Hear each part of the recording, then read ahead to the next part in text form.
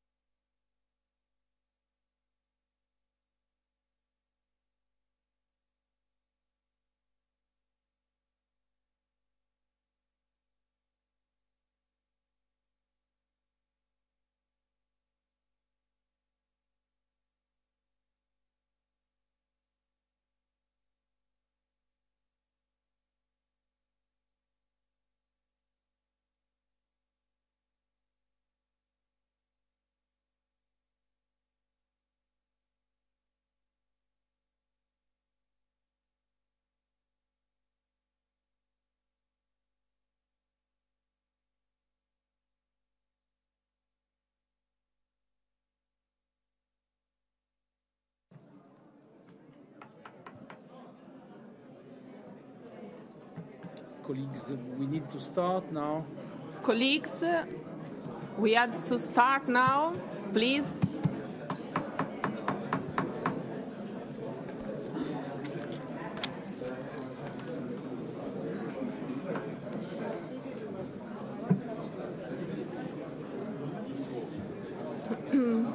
Sit down. Please sit down.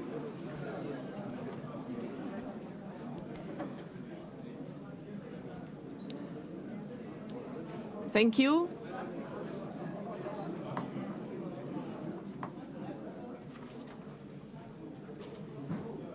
You have already someone who asked for the floor? No, it's a joke because he's just waving. It's not a joke. It's not a No joke. joke. No joke.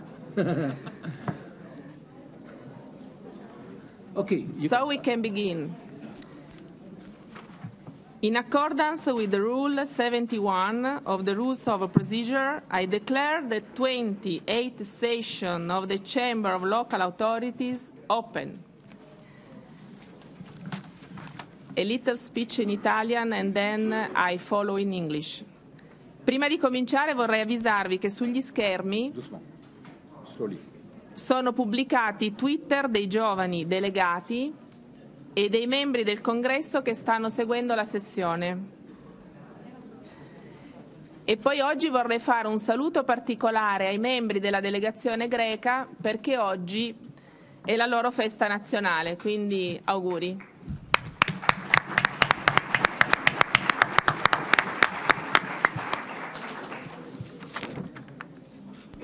So, at the meeting of the Congress yesterday, the times of sitting of this chamber were agreed to.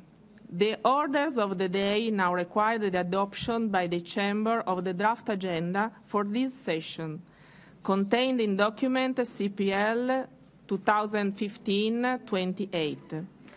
Today's notice paper contains the details of the organization of debates. Is there an objection of this draft agenda? No. Okay. The draft agenda is therefore adopted.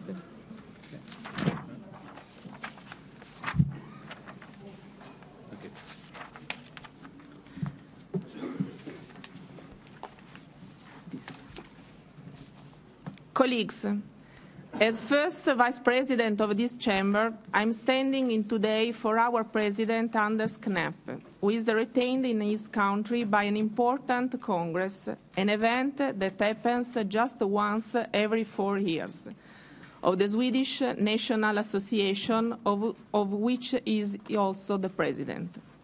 I would like to say a few words about the main orientation of the work of this Chamber for this new 2 years mandate.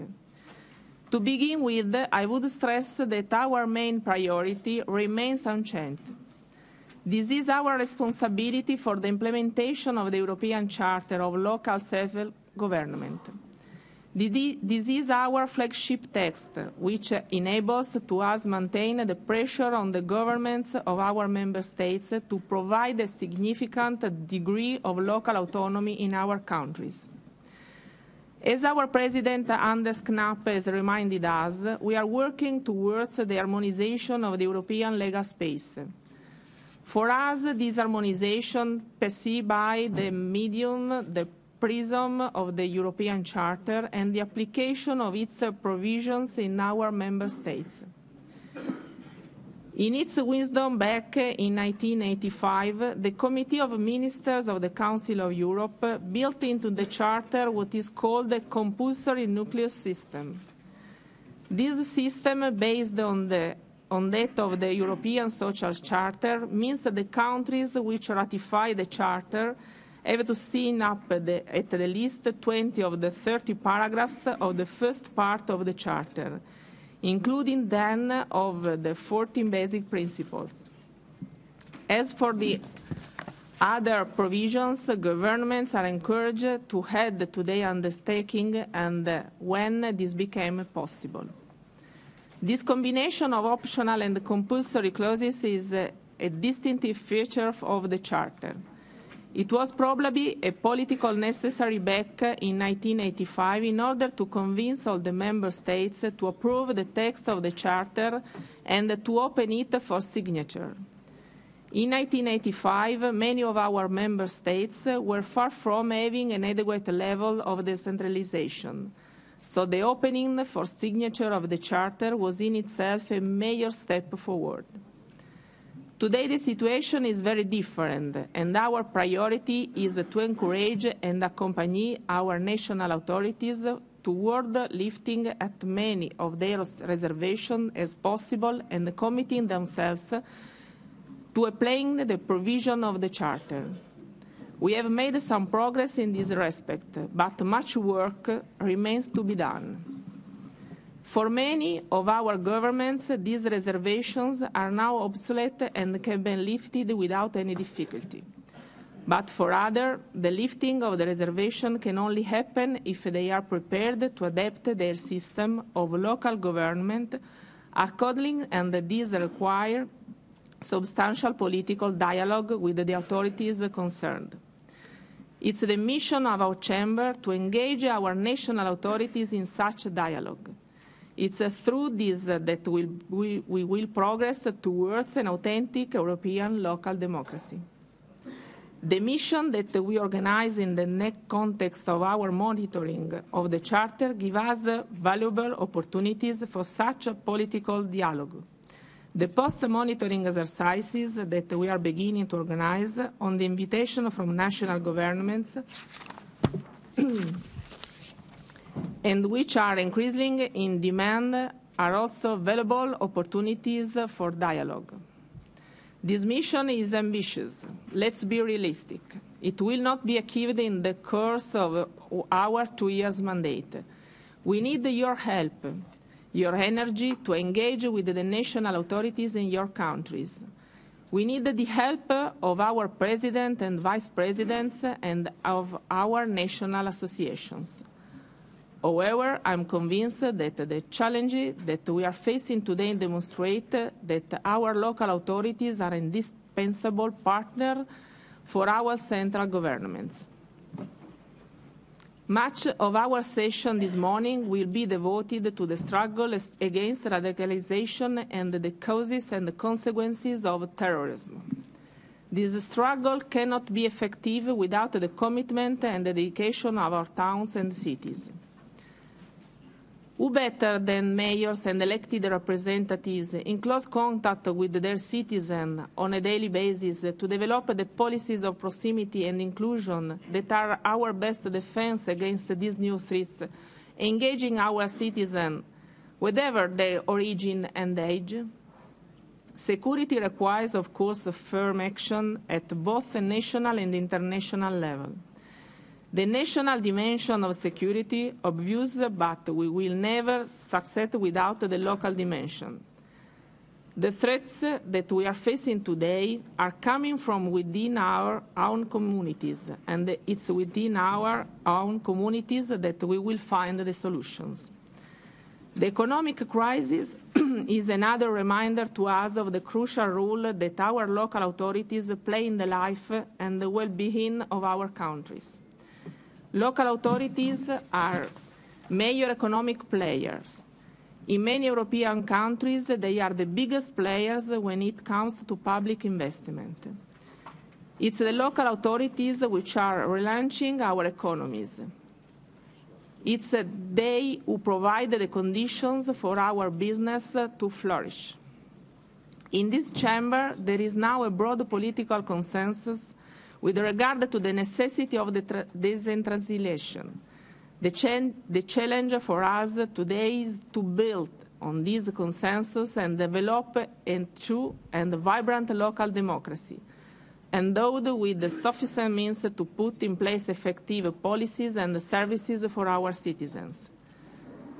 Indeed, citizen participation is a cornerstone of the policy of proximity that will provide the condition of a resurgence of our local communities. For this, we have a new tool, additional protocol to the Charter on the right to participate, which is now in force in 12 of our member states. Our aim is to encourage the other states to ratify this protocol. As you can see, we still have a lot to do. This is a big challenge, but it's also an excellent opportunity for us to mobilize our forces. Local democracy is dynamic. It cannot stand still. If we pull together, then we can ensure that it moves forward and that the lives of all our citizens will benefit as a result. Thank you.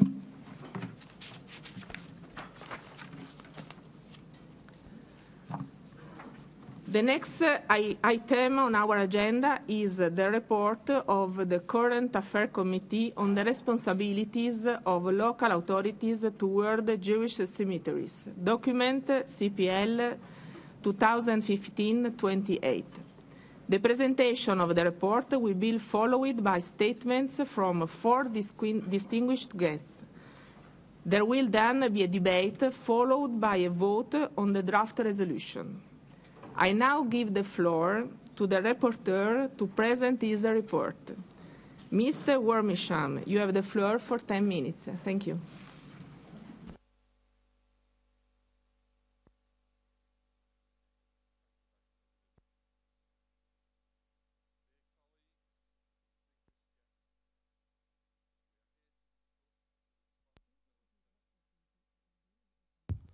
Is that better? I shall start again. Thank you, Vice President. Dear colleagues, distinguished guests, we are here to discuss the responsibility of local authorities in the protection and preservation of Jewish cemeteries.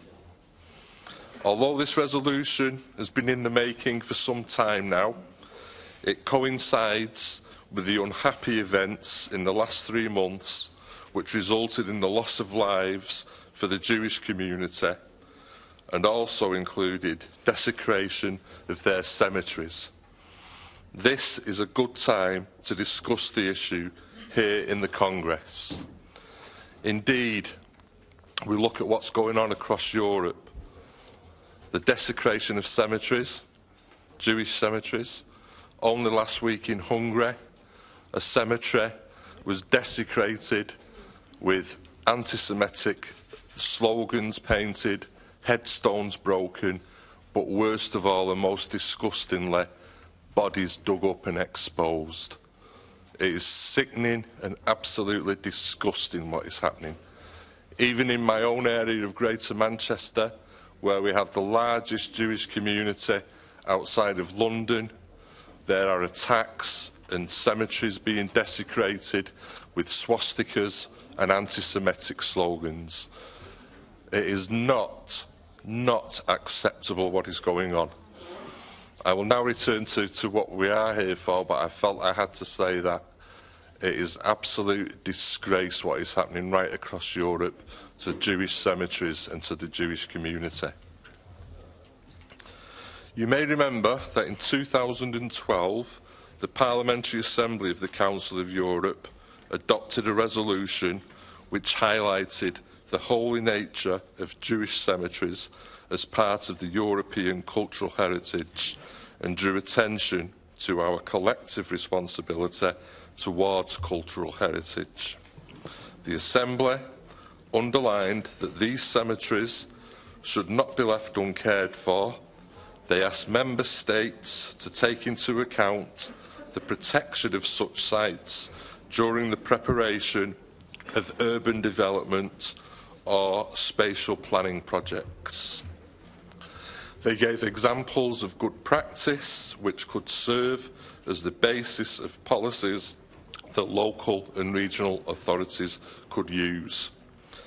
They also invited Congress to take account of their resolution.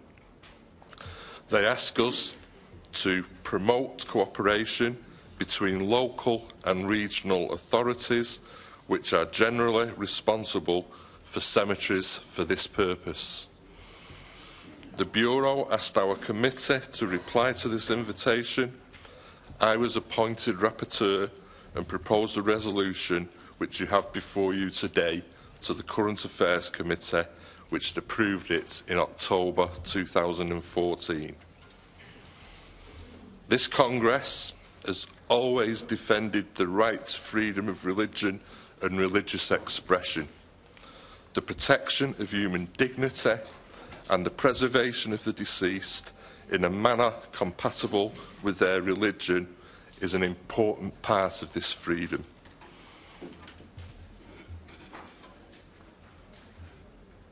Excuse me. I've lost my place.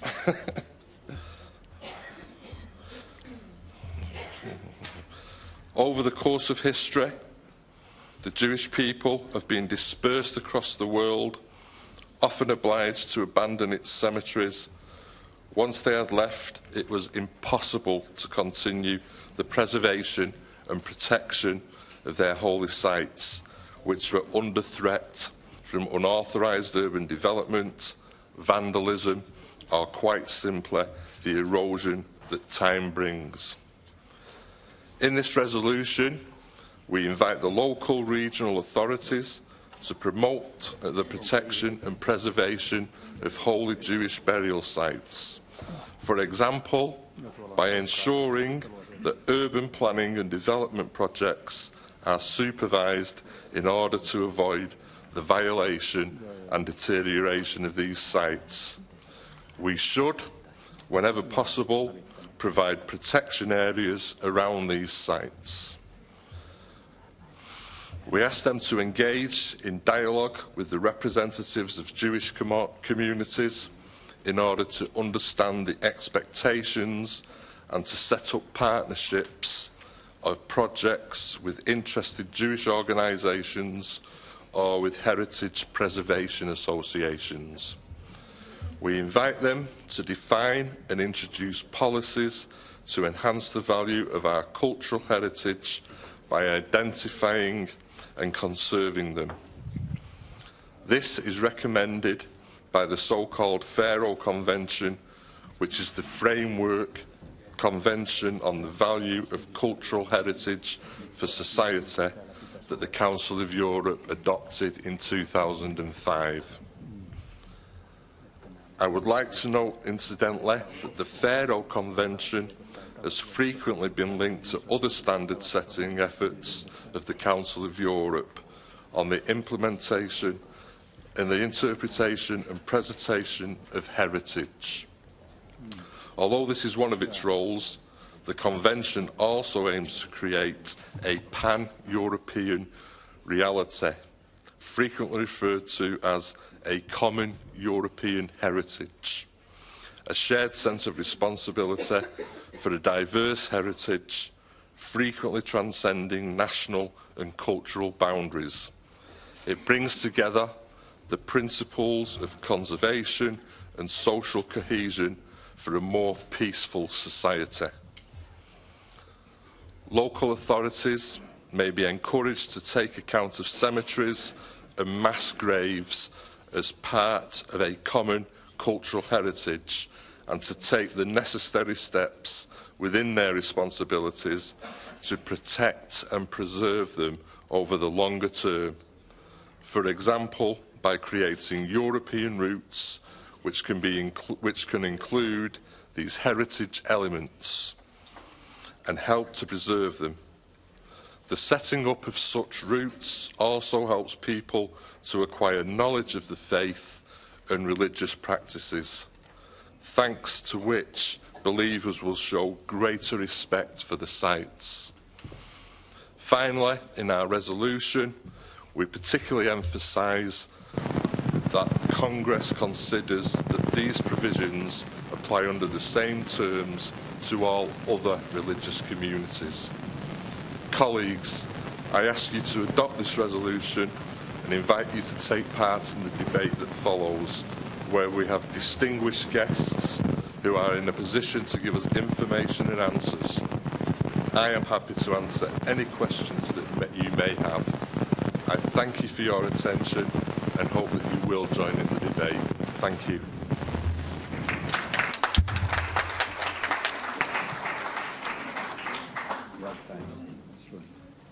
Thank you, Mr. WARMISHAM. It's my pleasure to give the floor to Mendel SAMAMA, Rabbi of Strasbourg. Rabbi SAMAMA, you are a rabbi delegated to the synagogue Rabbi Meino and deputy director of the Talmud Torah Administrative Coordinator Rabbinate. You are also member of the ad hoc committee for interreligious dialogue of the Council of Europe, and you have been designated by the Council of Europe as expert of the states of the Jewish cemeteries in Europe. You have significant experiences as a rabbi in Jewish communities in different countries such as England, United States, and Australia. We are keen to hear you now in the context of our debate on Jewish cemeteries. Rabbi SAMAMA, you have the floor.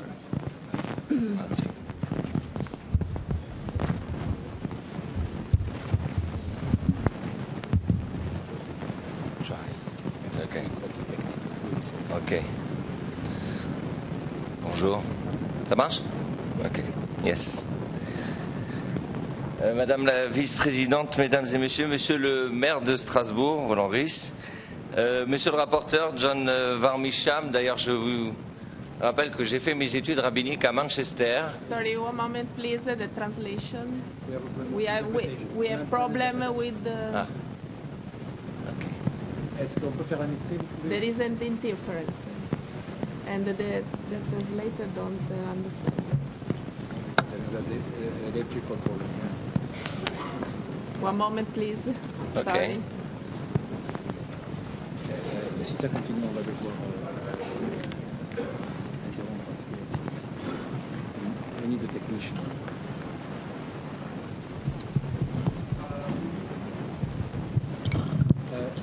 C'est la même chose partout.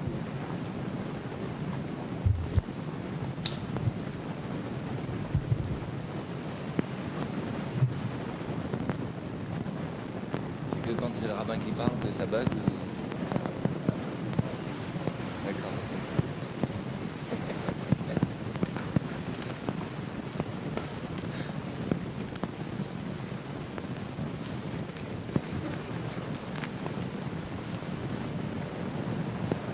Vous allez voir qu'ils vont m'enlever les minutes d'attente dans mon temps de parole.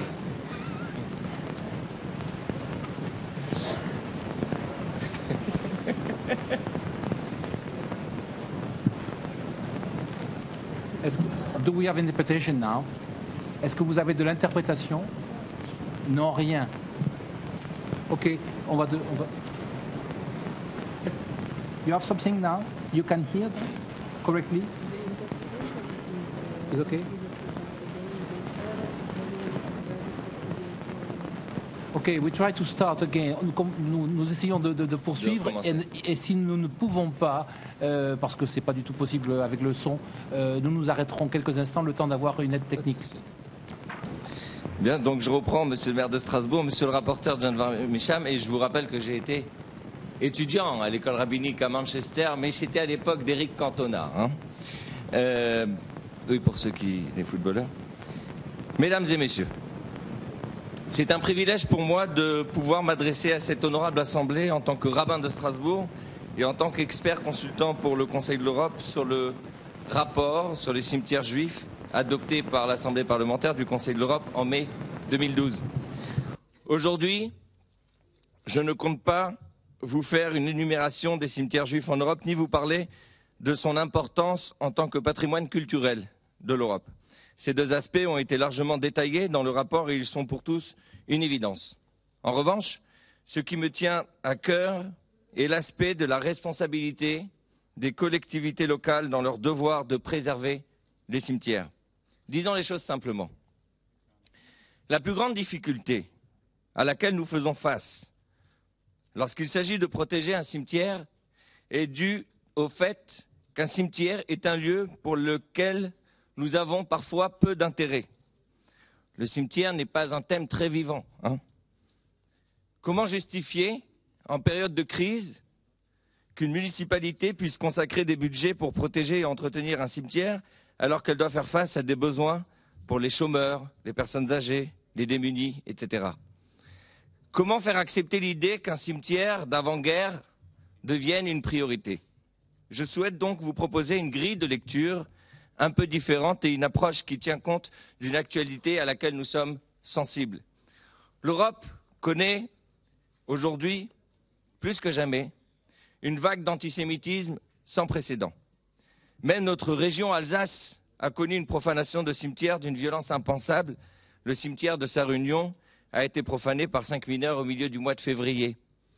La question que nous devons nous poser est: comment est-ce possible pour des mineurs qui n'ont pas d'éducation à l'antisémitisme, qui ne manifestaient pas quotidiennement un comportement de haine, comment peuvent-ils s'en prendre à 300 tombes? Certes, le caractère antisémite de la profanation a été établi par le procureur de la République. En revanche, pour ceux qui connaissent ces jeunes, rien ne permettait de penser qu'ils étaient capables de passer à l'acte. Ceci est un signal dramatique pour notre société. Ce signal nous indique que le danger n'est pas forcément chez ceux qui cherchent à éliminer notre mode de civilisation, mais qu'il se trouve également chez des jeunes sans problème particulier. Comment expliquez-vous cela? Je vous propose un petit exercice, je suis rabbin après tout, un petit exercice d'analyse biblique pour comprendre ce phénomène. Le premier crime de l'humanité est l'épisode fameux de l'assassinat de Abel par son frère Caïn. Jetons un œil au récit qui va nous donner un enseignement fascinant. Après le meurtre de Abel, Dieu va questionner Caïn. Si je me trompe, vous me le dites. Mais à notre grande surprise, il lui pose une question un peu hors sujet. A priori, si Dieu sait tout, il sait qui a tué Abel et il sait pourquoi. La seule démarche divine, légitime, serait alors de confirmer la motivation de Caïn et de lui faire connaître son châtiment. Mais Dieu demande à Caïn: où est ton frère? Et Caïn répond avec une fausse naïveté: suis-je le gardien de mon frère? Seulement après, Dieu lui dira: le sang de ton frère crie depuis la terre. C'est précisément ici que la puissance biblique offre sa pleine résonance. On veut nous enseigner que le crime ne commence pas lorsque l'un tue l'autre. Il trouve sa source dès lors qu'on ne se considère plus, comme le gardien de son frère. Garder son frère, c'est prendre soin de lui, de son histoire, de son bien-être, de sa santé, de son évolution, prendre de ses nouvelles et lui exprimer de l'amour. Par contre, une attitude contraire à l'amour n'est pas forcément la haine. C'est plus subtil que cela. Le contraire de l'amour, c'est l'indifférence. Caïn ne dit pas à Dieu qu'il n'aime pas son frère. Il n'exprime pas de haine. Il dit simplement: suis-je le gardien de mon frère? Comme pour dire: mais Dieu, pourquoi me demandes-tu des nouvelles de mon frère? Je n'en sais rien. Demande-lui directement. Aujourd'hui, il lui aurait dit: envoie-lui un SMS ou un hashtag. C'est justement cette attitude indifférente qui permet et qui provoque le crime. Mes chers amis, le mal dont souffre notre société aujourd'hui n'est pas uniquement l'antisémitisme haineux. C'est vrai qu'il existe et qu'il faut le combattre avec la plus grande fermeté. Mais le mal silencieux qui détruit sans faire de bruit le tissu de conscience de notre société, c'est l'indifférence. Le sort des cimetières juifs n'est pas une question juive, uniquement. C'est avant tout une question de conscience pour une société qui se rend compte que les choix politiques basés sur le seul profit immédiat ne permettent pas de construire un modèle stable pour la génération à venir. Comment voulez-vous lutter contre l'antisémitisme si dans un village ou dans une ville, les enfants de la ville n'ont pas la conscience de l'histoire? Comment est-il possible de créer un sentiment de partage, de solidarité et de respect si dans une commune, on ne montre pas l'exemple de la préservation d'un héritage? Car il ne s'agit pas uniquement de cimetières, Il s'agit d'une histoire et d'un patrimoine. Et cette histoire et ce patrimoine doivent être préservés, pas uniquement pour respecter la communauté juive, mais aussi parce que préserver un cimetière, c'est entrer en empathie avec une histoire. C'est se sentir responsable de l'autre. Et en définitive, c'est être le gardien de son frère. La responsabilité des collectivités locales est de donner des bases de vie saines à une génération qui sera à son tour porteur du drapeau de nos valeurs. Permettez-moi de vous donner un exemple de révolution positive que nous sommes capables de produire chez des groupes scolaires si notre travail est sérieux.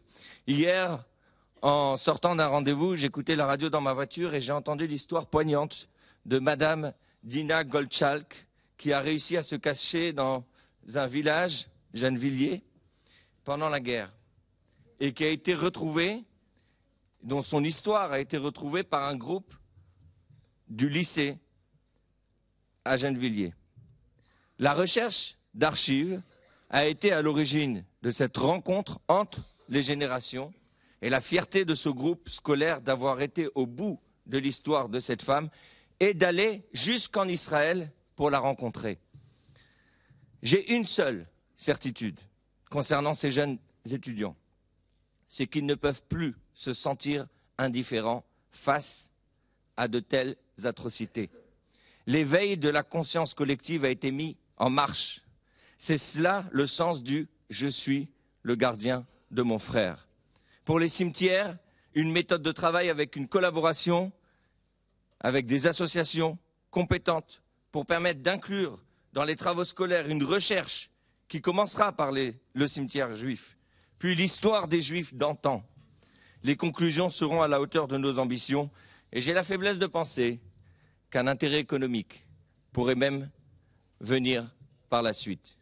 Mesdames et messieurs, je vous remercie.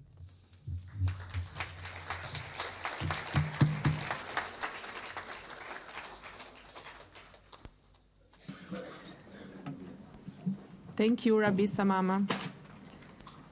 I now welcome our second speaker for this debate, Mr. Abraham Ginsberg. He is a capacity of Executive Director of the Committee for the Preservation of Jewish Cemeteries in Europe, recognized by the Council of Europe as an expert authority on Jewish cemeteries and mass graves. Mr. Ginsberg, you have a significant experience in the preservation of Jewish cemeteries. Your committee has worked and negotiated with local and national governments all over Europe to ensure legislation for the protection and preservation of Jewish cemeteries and interests. It's with great interest that we listen to you on this matter now. You have the floor, Mr. Ginsberg. Thank you, Madam Vice President, members of Congress, dear delegates. Is it working? Okay. The destruction of Central and European Jewish communities during the Holocaust has resulted in hundreds of thousands of Jewish graves in cemeteries across Europe being destroyed or abandoned in the aftermath of World War II. Even those European Jews privileged to survive rarely had the means to ensure the protection of ancestral graves in the deserted towns and villages which had been their homes for hundreds of years. Following World War II, non-democratic totalitarian regimes in power in many European countries frequently sadly disregarded and abused the designated resting places purchased by and for the Jewish dead.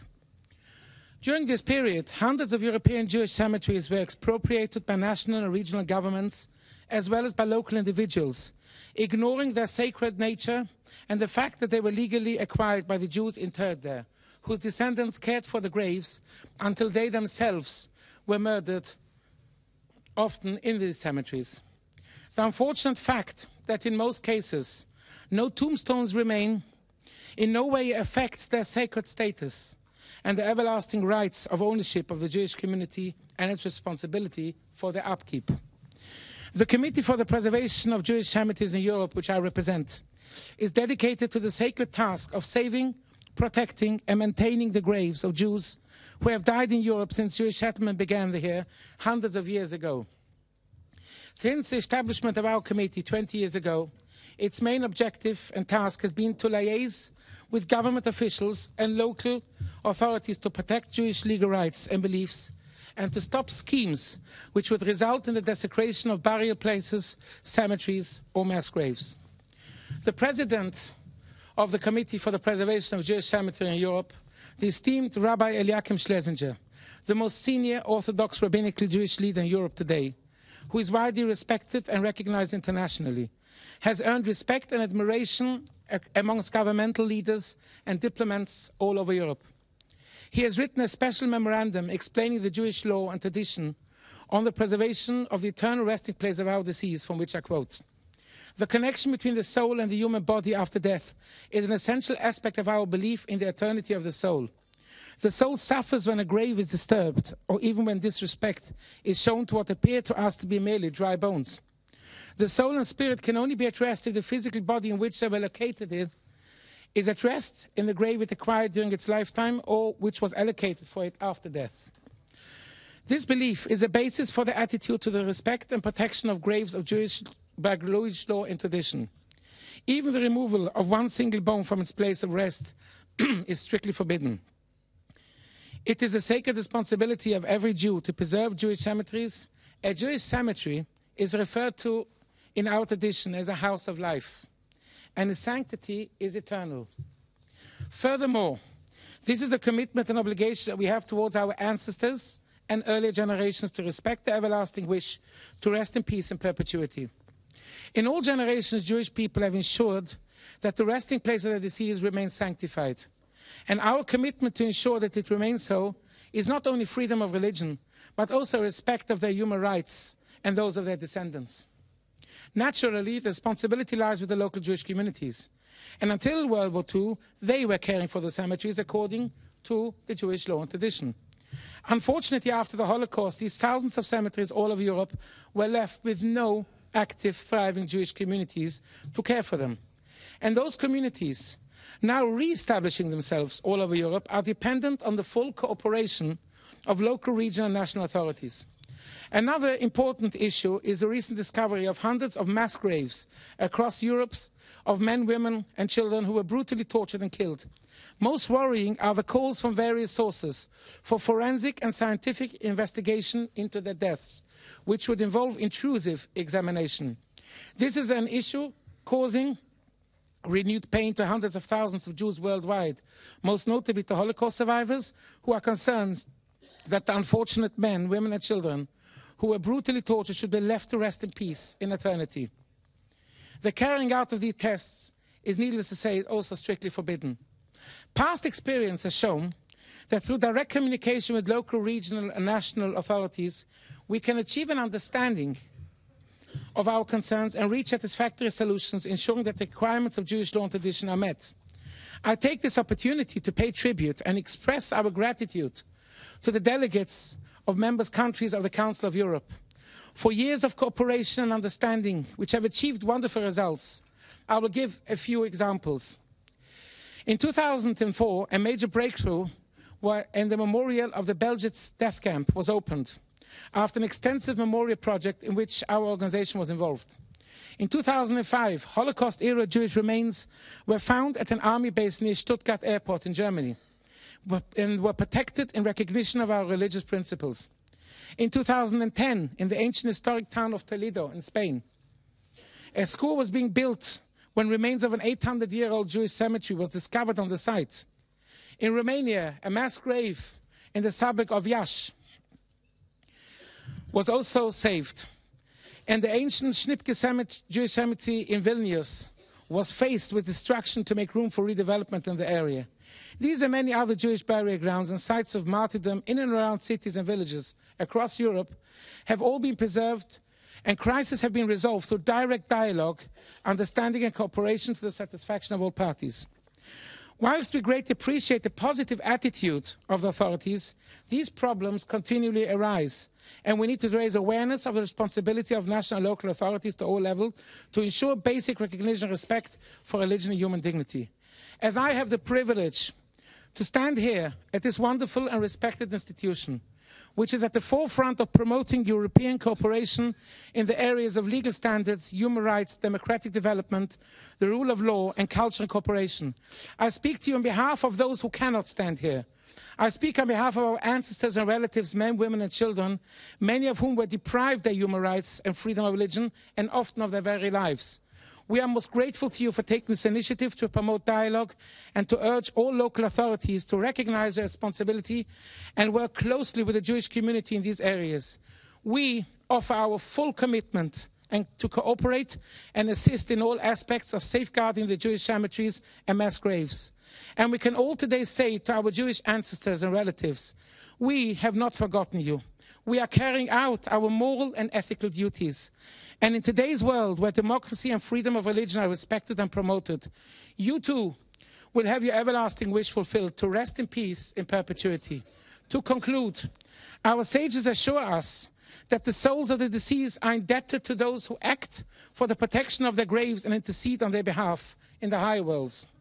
On behalf of the Jewish nation worldwide and on behalf of our ancestors, we thank you for your initiative and cooperation and wish you all the best in all your endeavors. Thank you very much.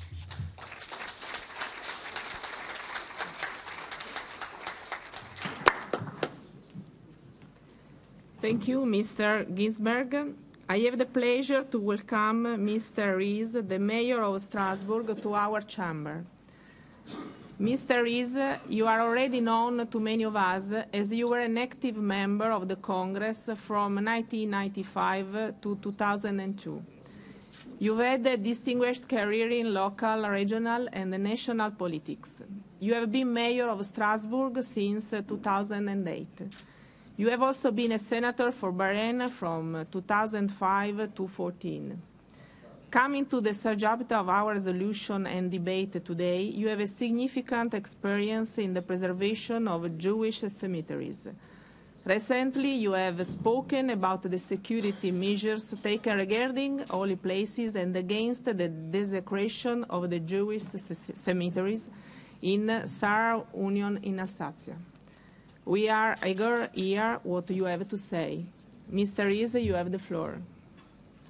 Thank you very much, Madame la Présidente de la Chambre des pouvoirs locaux, Monsieur le ministre Yossi, BEILIN, Monsieur le rabbin de Strasbourg, cher Mendel, SAMAMA, Monsieur le directeur exécutif du Comité pour la préservation des cimetières juifs en Europe, Monsieur Abraham GINSBERG, Monsieur le rapporteur WARMISHAM, Mesdames et Messieurs les membres du Congrès, et si vous me le permettez, chers amis,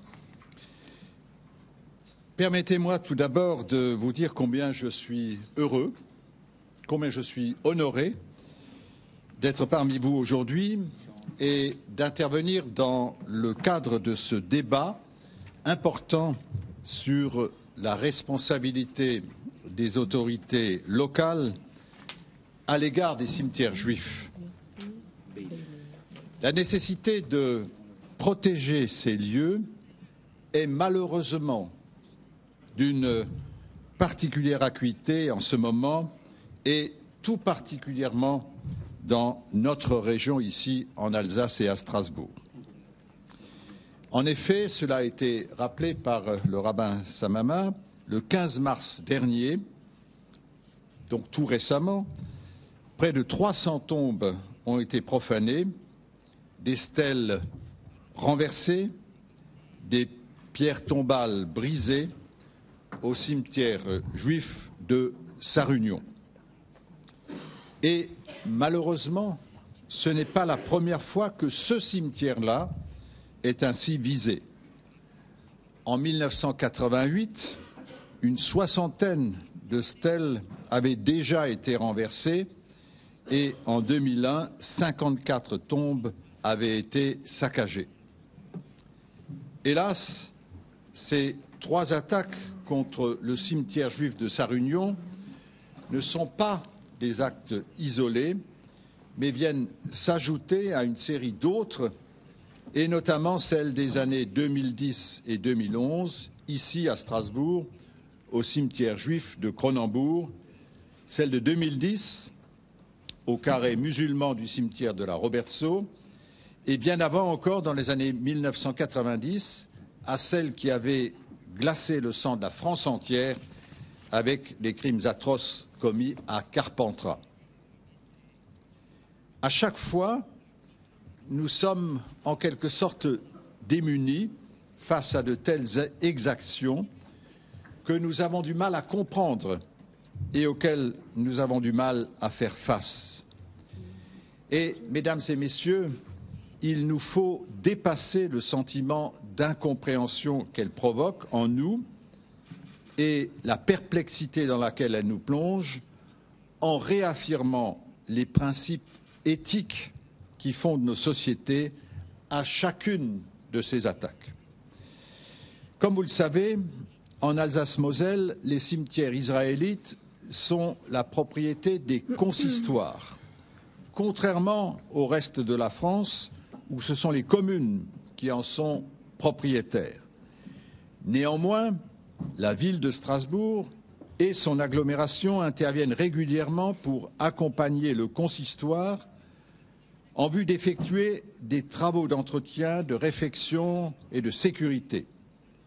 Ce soutien, nous l'apportons au nom du respect dû à nos ancêtres et au nom du respect dû au passé, car à chaque fois que les cimetières sont attaqués, dégradés, saccagés, quelle que soit la communauté religieuse concernée, c'est encore notre mémoire collective qui est visée.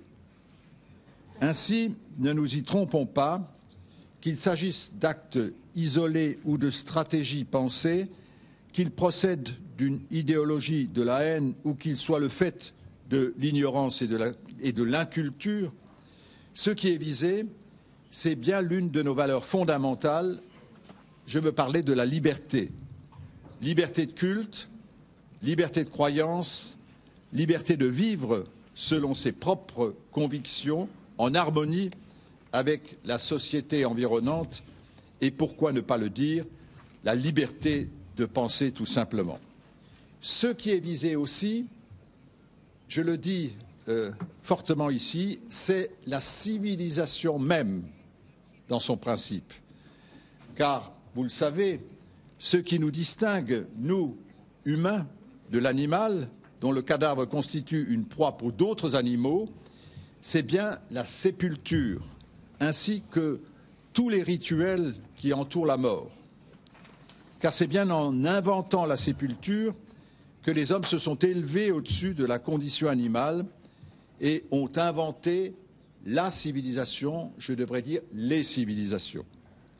Mes chers collègues, les douloureux événements de ce début d'année à Paris, à Copenhague et plus récemment à Tunis et au Yémen nous invitent à redoubler de vigilance et à défendre plus que jamais les valeurs auxquelles nous sommes toutes et tous profondément attachés ici au Conseil de l'Europe.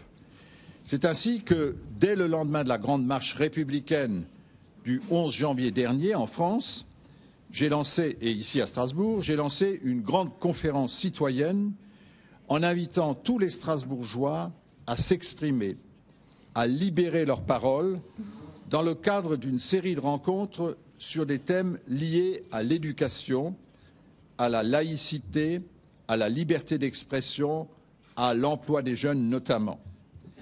Et la séance de conclusion provisoire qui a eu lieu il y a un mois a permis d'enclencher un certain nombre d'actions en vue de renforcer le vivre ensemble dans notre ville.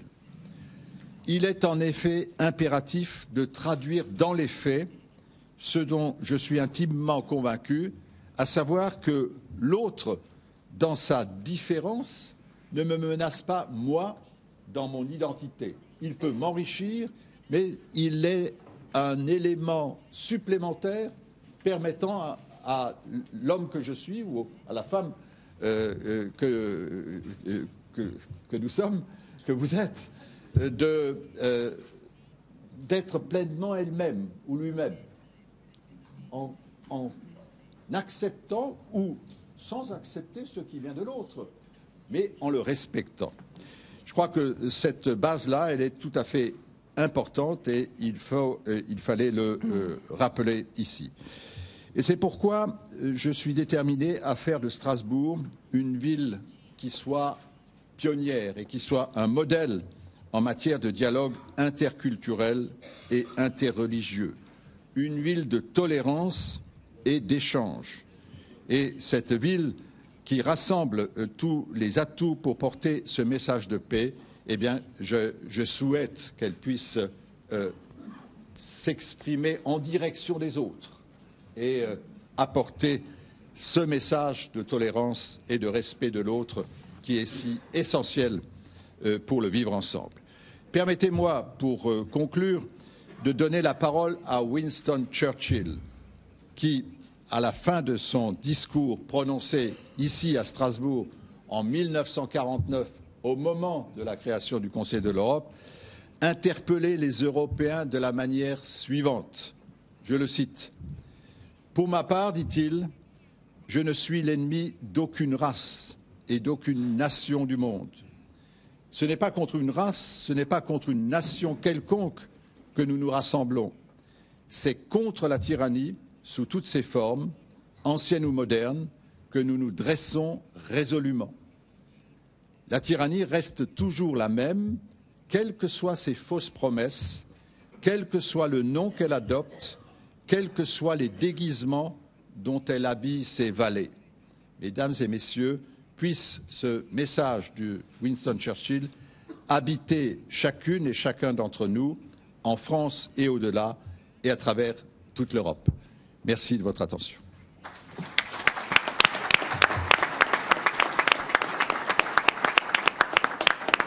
Merci beaucoup.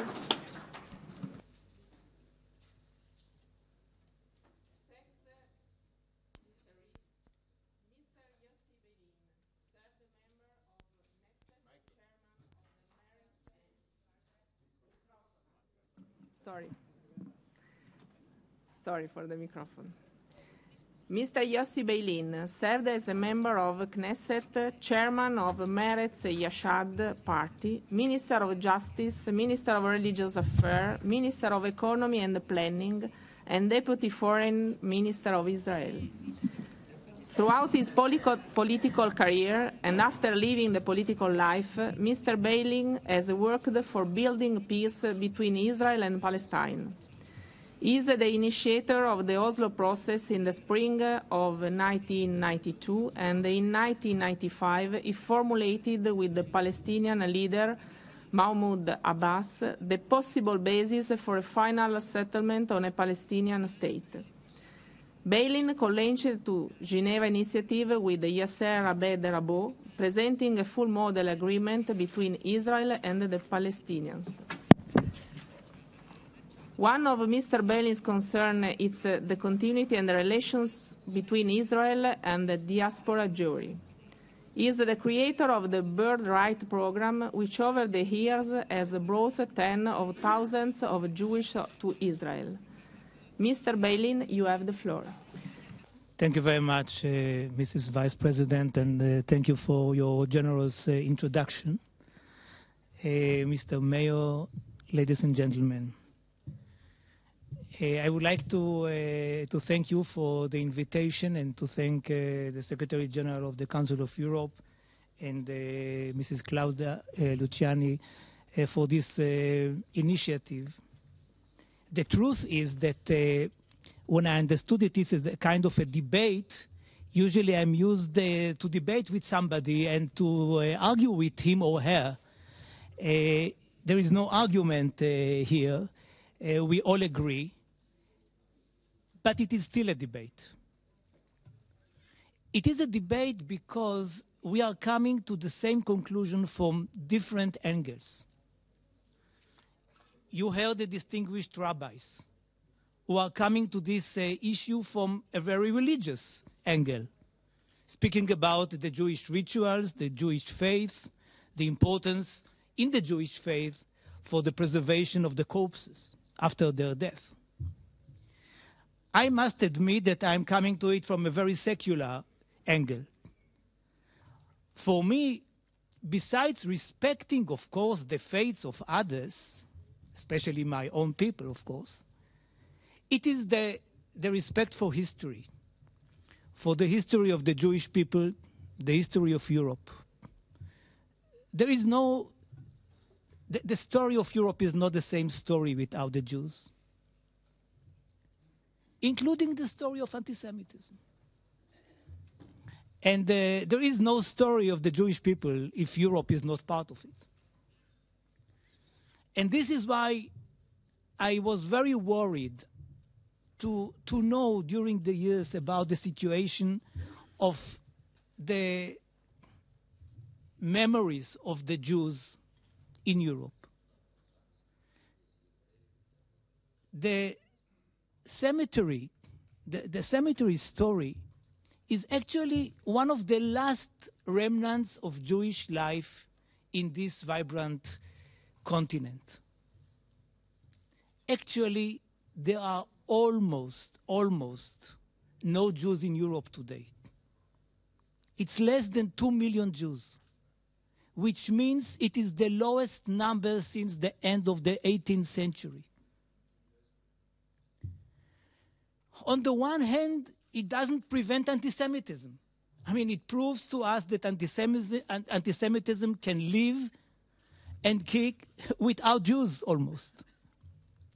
On the other hand, the Jewish story is vanishing, and there is a new generation, new generations, who know very little about Jewish life and the Jewish contribution to the European culture in the last centuries.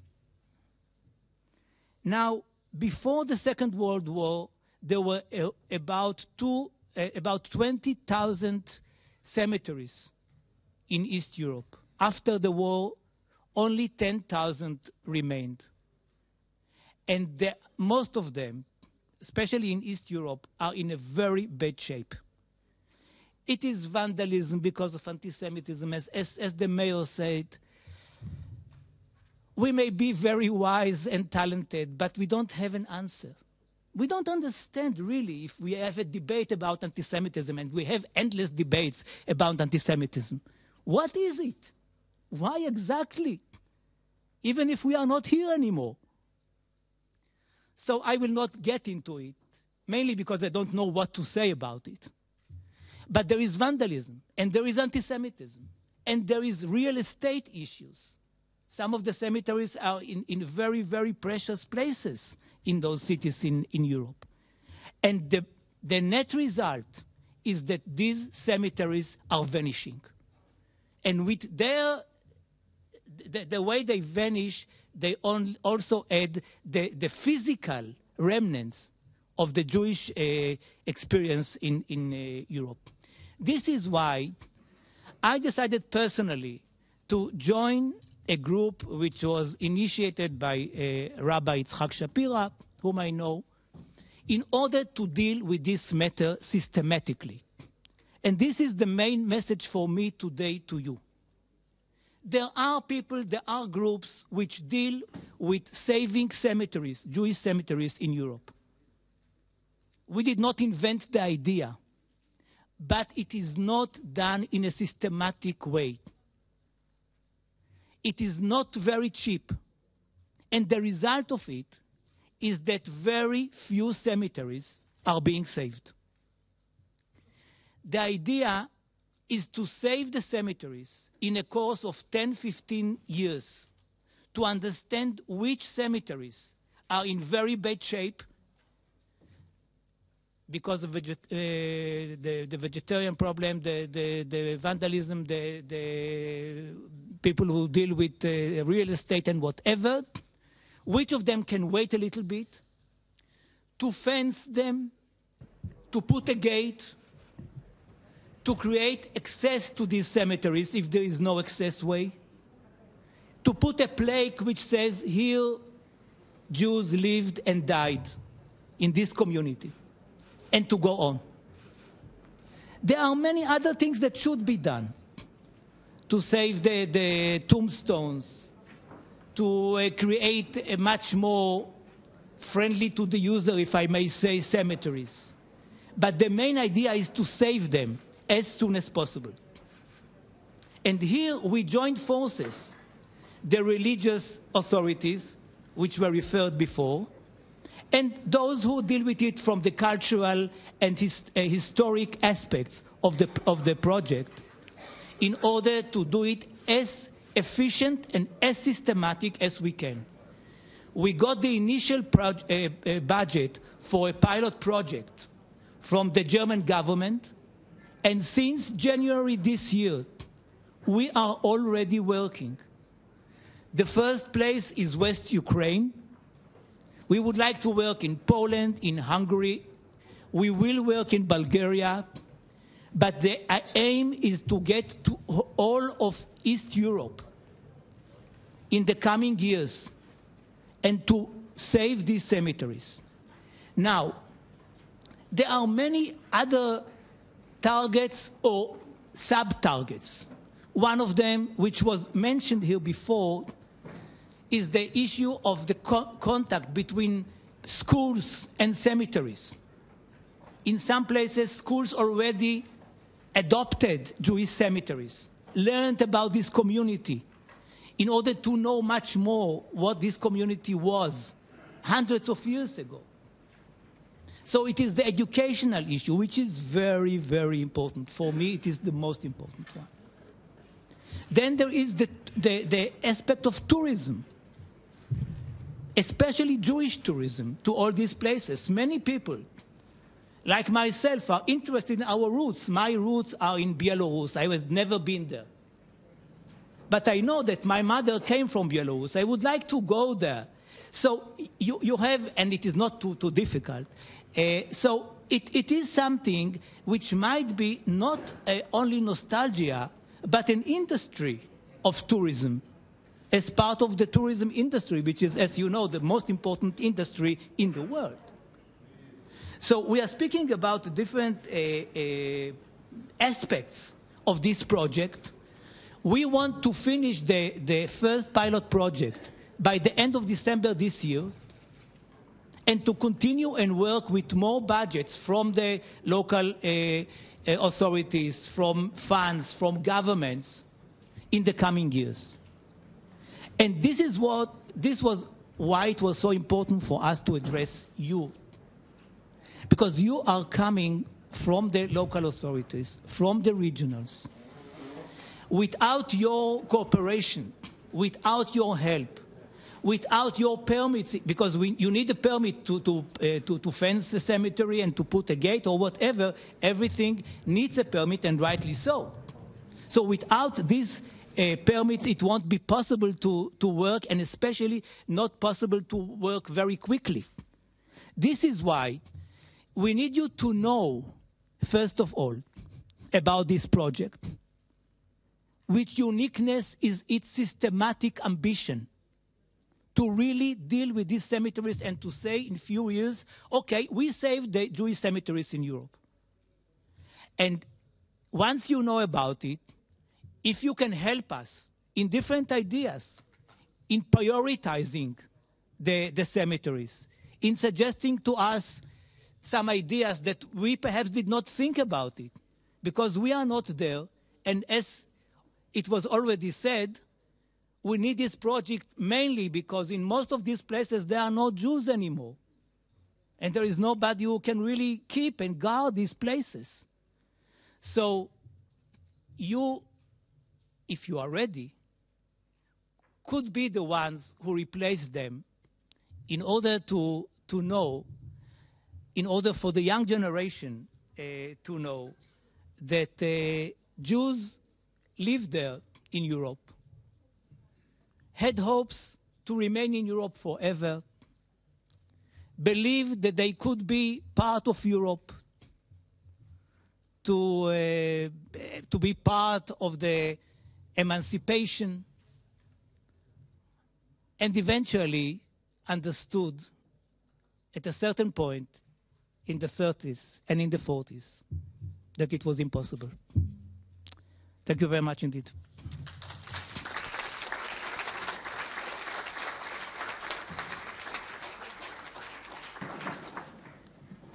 Thank you, Mr. BEILIN. The debate The debate is open now. I call Mrs. Julia Costa. Okay. Merci, Monsieur le Vice-président, chers collègues. Monsieur SAMAMA, nous débattons aujourd'hui de la protection des cimetières contre les actes de vandalisme. Récemment, en Alsace, à sa réunion, ces actes sont en effet apparemment commis par des jeunes. Que pouvons-nous faire, à votre avis, pour sensibiliser davantage les personnes et mieux leur faire comprendre l'importance du patrimoine en tant que ressource pour le développement humain et la diversité culturelle? Comment, selon vous, les collectivités locales peuvent-elles participer à cet effort? Merci. Thank you. I call Mr. Yuri Misherko.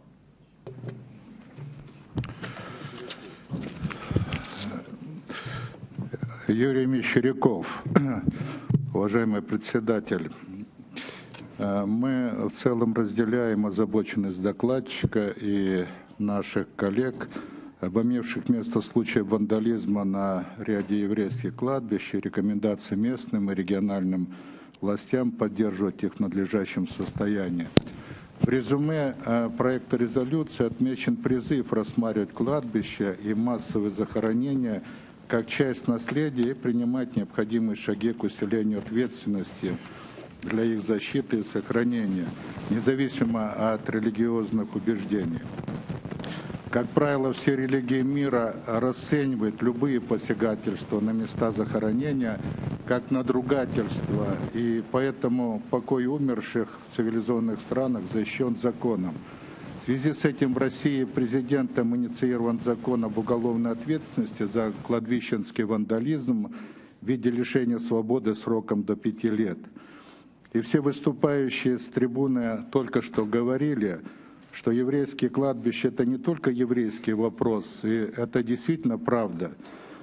И хотел бы несколько, может быть, расширить этот вопрос. В этой связи хотел бы обратить ваше внимание, что в Западной Европе в последнее время, особенно в Балтии, Австрии, Польше и в ряде других стран, все чаще подвергаются осквернению могилы советских воинов, освободивших Европу от фашизма, среди которых и представители еврейского народа, служившие в российской армии. Любое осквернение могил, об этом говорили выступающие, особенно тех, кто избавил Европу от коричневой чумы, это кощунство. И, в принципе, особенно в год, когда народы мира будут отмечать 70-летие победы над фашизмом во Второй мировой войне, принесшей неисчислимые беды многим народам мира. В этой связи считаю, что тема содержания и охраны воинских и других захоронений людей различных вероисповеданий и национальности, особенно тех, кто погиб в сражениях Первой и Второй мировой войны, заслуживает отдельного рассмотрения нашим Конгрессом с точки зрения рекомендаций местным и региональным властям усилить внимание, контроль и помощь религиозным и национальным сообществам в решении проблем сохранения исторической памяти об умерших и погибших за мирную жизнь. Спасибо за внимание.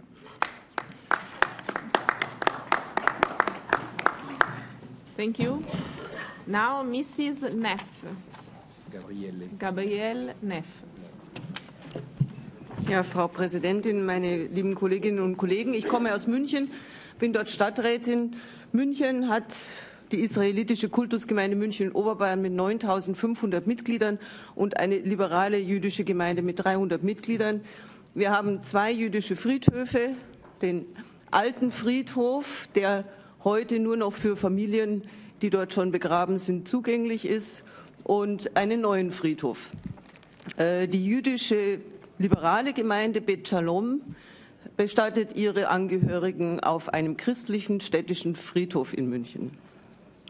Wir sind uns ja alle einig darüber, dass das selbstverständlich, wenn Schändungen stattfinden, Straftaten sind. In München hat die letzte Schändung 1980 stattgefunden. Da wurden 270 Grabsteine von Jugendlichen umgeworfen. Und warum sind es denn immer Jugendliche?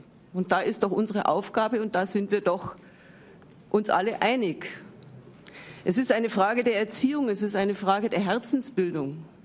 Es ist eine Frage, wie in Schulen gelehrt wird. Wir haben in München 2006 das Jüdische Zentrum eröffnet, das von der Stadt München mit Steuergeldern unterstützt wird. Wir zahlen die Sicherheitsvorkehrungen. Wir haben dort einen Kindergarten, eine Schule und auch nicht-jüdische Kinder besuchen die Schule, die jüdische Schule. Wir haben an weiterführenden Schulen jüdischen Religionsunterricht und dort wird das Miteinander gelebt. Und ich glaube, das ist unsere Chance, miteinander zu leben, jeden seine Toleranz zukommen zu lassen, seinen Wert zukommen zu lassen. Das ist ein schwieriges Unterfangen und es wird immer Ausreißer geben, es wird immer Menschen geben, die anderer Meinung sind. Und momentan sind wir da, glaube ich, auf einem sehr schwierigen Weg in Europa. Und ich sehe aber eine große Chance, wenn wir alle zusammenhalten und rausgehen und Toleranz selber leben. Es ist immer eine Frage des Vorlebens, wie wir uns selber verhalten. Dann, glaube ich, sind wir einen guten Schritt in der richtigen Richtung. In Deutschland ist es so, dass das Miteinander sehr, sehr stark gelebt wird von allen Religionen im täglichen Alltag, in den Schulen, was es da ja einfach am wichtigsten ist. Aber ich hätte jetzt noch eine Frage an Herrn GINSBERG. In Anbetracht der kürzlich stattgefundenen Angriffe und Vandalakte gegen jüdische Grabstätten würde ich gern wissen, ob Sie Vorschläge für Städte und Gemeinden haben, um Friedhöfe vor solchen Angriffen zu schützen. Videoüberwachung wird vermehrt als eine mögliche Lösung gesehen. Was denken Sie dazu? Dankeschön.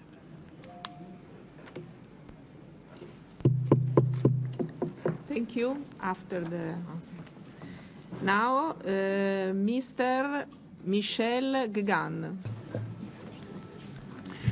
Oui, Madame la Présidente, ma question s'adresse à Roland RIES, maire de Strasbourg.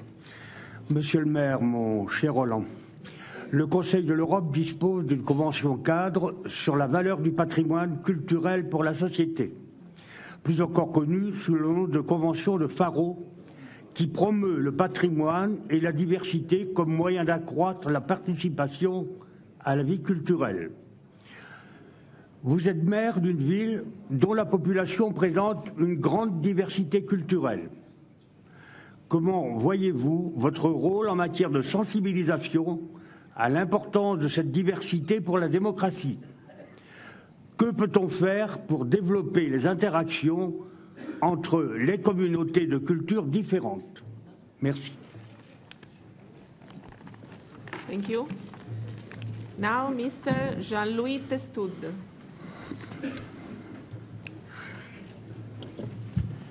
Oui, Jean-Louis Testud, c'est une question pour Monsieur le ministre BEILIN. Avant, je voudrais dire que ma ville, sur Aisne, a été la première ville française, avec Marseille, à s'être jumelée avec une ville israélienne, avec Roland. Et c'est un jumelage qui marche et qui est très vivant.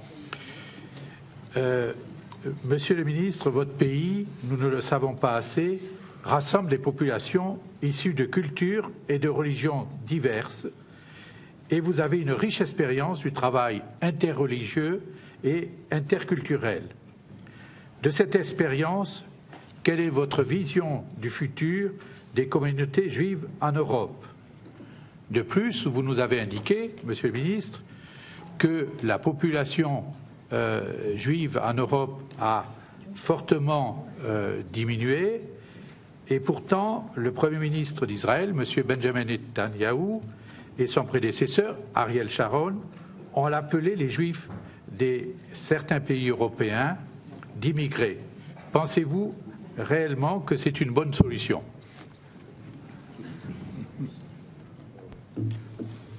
Thank you. And now we have a question about a youth delegate. Спасибо большое. Я представляю Литву. Меня зовут Юлия Мацкевич. Еврейские кладбища в Европе – это наследие и культура евреев, которые жили и живут во всем мире. Также это история и наследие каждого города и каждой европейской страны. Молодые люди должны знать настоящую историю. К сожалению, уже много лет проходят дискуссии по этой теме. И мы, представители различных общин из разных городов, не понимаем, почему во многих странах все еще плачевная ситуация. Говоря с евреями, литваками, выходцами из Литвы, я получаю ответ о нежелании приехать на родину. Евреи помнят, что именно они строили историю, строили города, боролись за независимость в многих странах и были полноценными гражданами. В том городке, откуда я приехала, жили 90% евреев. И сейчас во многих муниципалитетах я слышу нежелание сберечь историю своего края и учить молодое поколение городов истории, которая много раз поменялась. Для нас, молодых людей, которые очень активны и толерантны, важно в каждом городе знать, что память о людях, которые жили здесь, она жива. Должны быть мемориальные таблицы, восстановленные кладбища и музеи о жизни людей. Да, мы часто говорим о той трагедии, которая была, но я считаю, что все чаще мы должны говорить о жизни этих людей, о жизни, о красивой жизни, которая была. Как пример, не вопрос, я расскажу, что у нас такая организация Мацева, и мы делаем как дигитализацию кладбищ, и люди могут прийти и почитать фамилии, молодежь может прийти и почитать фамилии людей, которые похоронены. Я думаю, это хорошая инициатива, и особенно для стран Восточной Европы, я думаю, можем пример вот этот вот у себя применить. Спасибо. Thank you very much.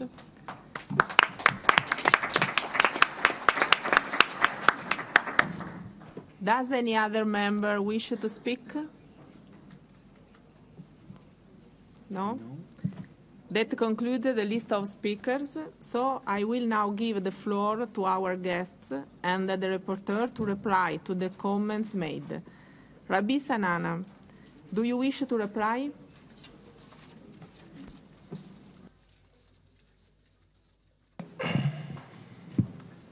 Je vous remercie pour les questions. La question qui m'a le plus interpellé, c'était de savoir qu'est-ce qu'on peut faire de façon concrète pour changer cette situation et sensibiliser la jeunesse. D'abord, je tiens à féliciter les jeunes qui sont ici, la délégation jeune qui est un exemple, et je pense que vous faites partie des bonnes pratiques et que nous devons absolument valoriser et nous devons suivre votre exemple. Je pense qu'on peut les applaudir.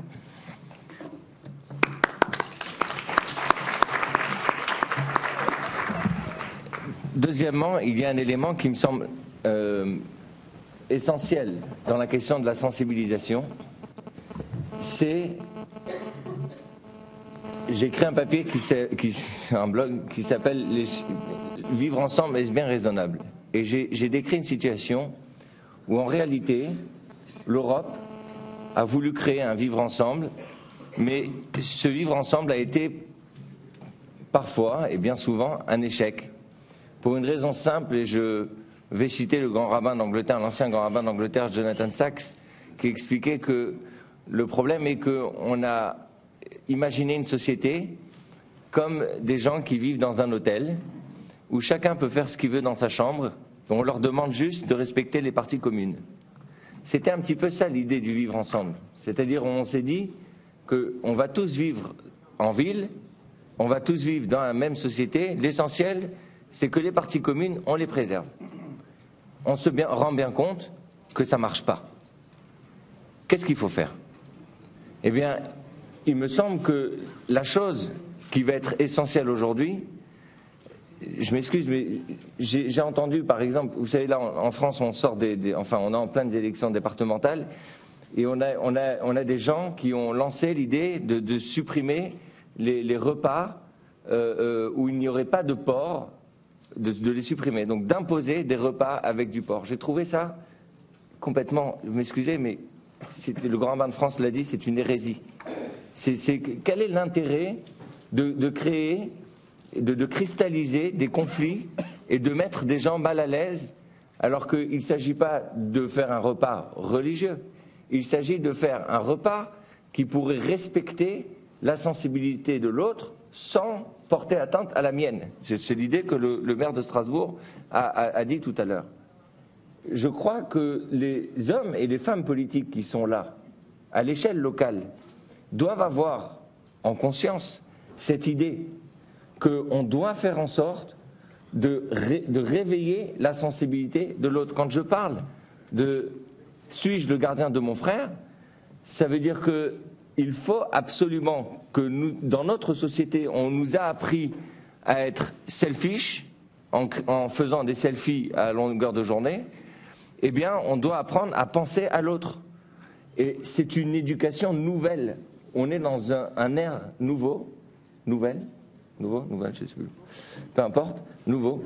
Donc, il faut apprendre, il y a des nouvelles choses que nous devons apprendre à cette nouvelle génération. Et il me semble que c'est la sensibilité de l'autre, la conscience de l'autre qui permettra de prévenir les prochaines profanations. Merci. Thank you. Mr. Ginsberg, do you wish to reply? There's a few things I would like to respond on the very valuable questions we just received here. Number one, I think that by cooperation between the government and local authorities, I've been having a few, in the past 20 years, experience where we speak to a government at a national level. Sometimes when it comes to local authorities, they feel some sort of independence and autonomy to do whatever they like. I think by raising awareness, this is the best first step forward.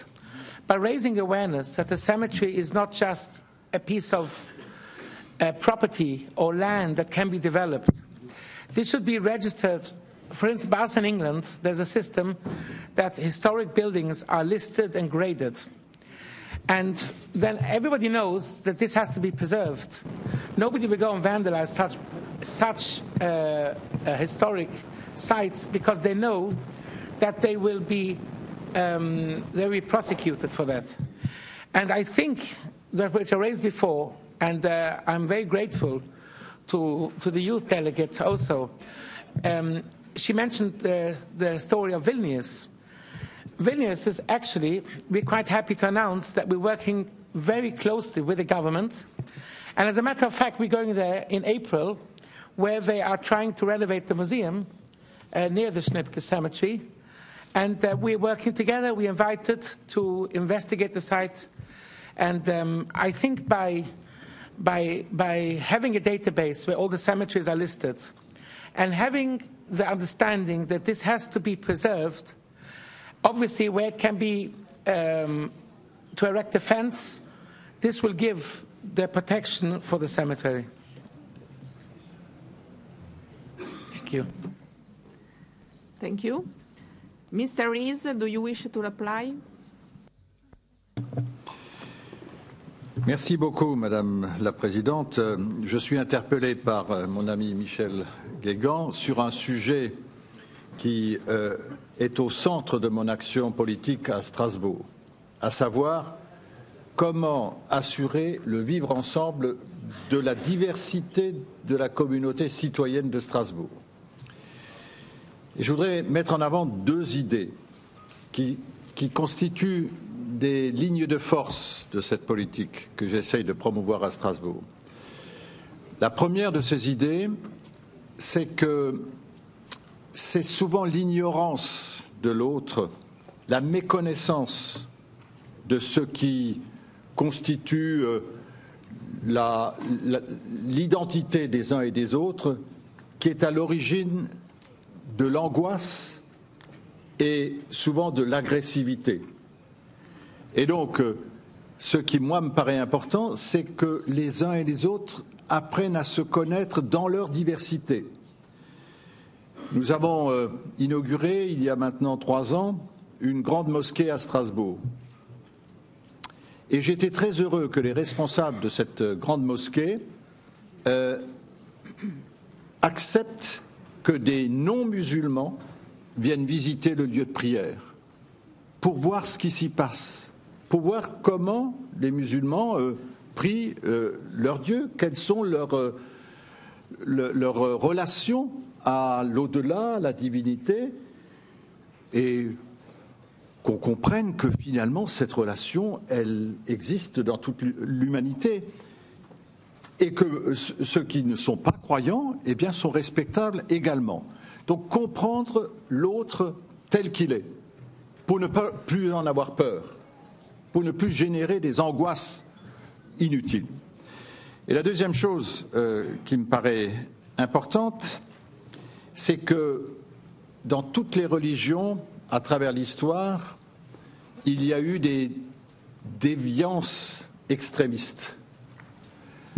Et la seule façon de lutter contre ces déviances, c'est de s'appuyer sur les responsables religieux des différentes communautés religieuses qui sont respectueux des lois de la démocratie et des lois de la République. Si on ne fait pas ça, eh bien, on ressuscite les guerres de religion.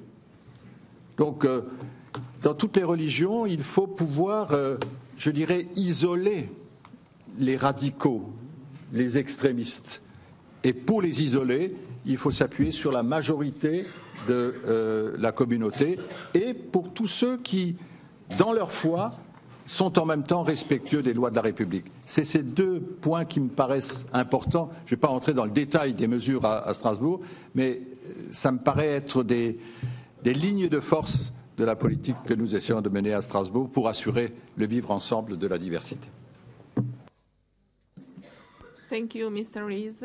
Mr. BEILIN, you have the floor to reply. Thank you. 2 points that I will refer to, and really I respect all the interventions which were very important, really very important.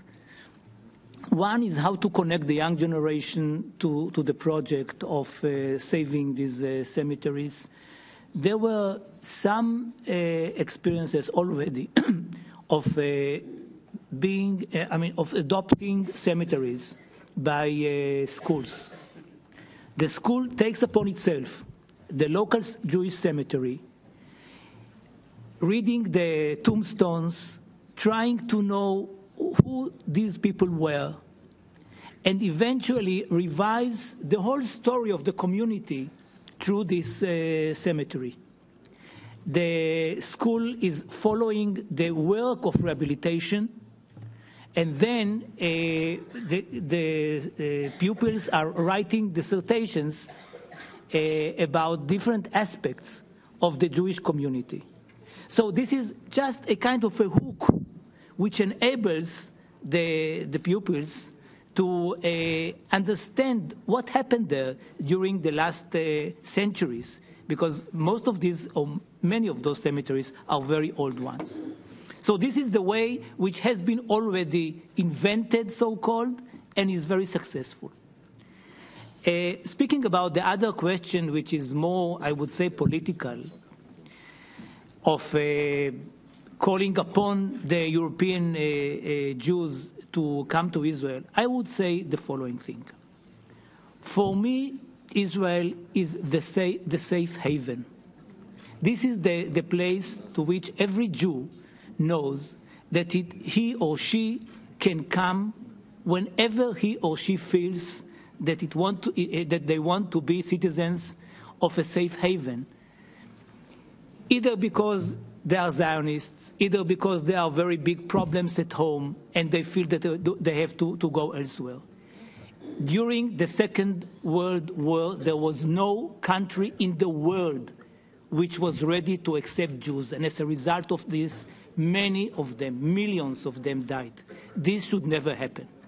So what I can say is that since today most of the Jews live in open democracies in the world, the most important thing is that they will feel safe wherever they live, and that they feel that they can pray to their God if they wish so, or go with their uniforms if they wish so, without being attacked or whatever.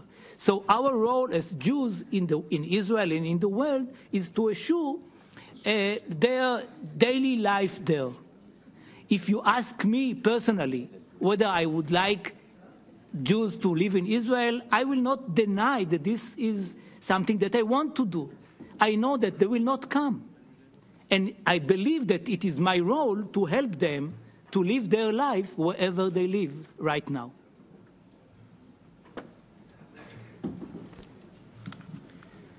Thank you, Mr. BEILIN. And now, Mr. WARMISHAM, do you wish to reply?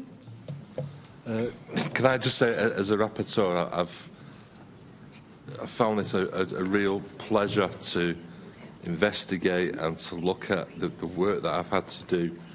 But I think today it has been great. I'd like to thank my colleagues for their questions and their interventions. Certainly, I think the 4 speakers that we've had have been absolutely outstanding and really put this report into context. You know, it saddens me that we're having to do something like this, because I think the desecration of any graveyard is inhuman and an absolute disgrace. And it saddens me greatly that it's taking place and the things that we've got to do. I think the big thing for me is education. We've got to educate people that cemeteries are historical sites.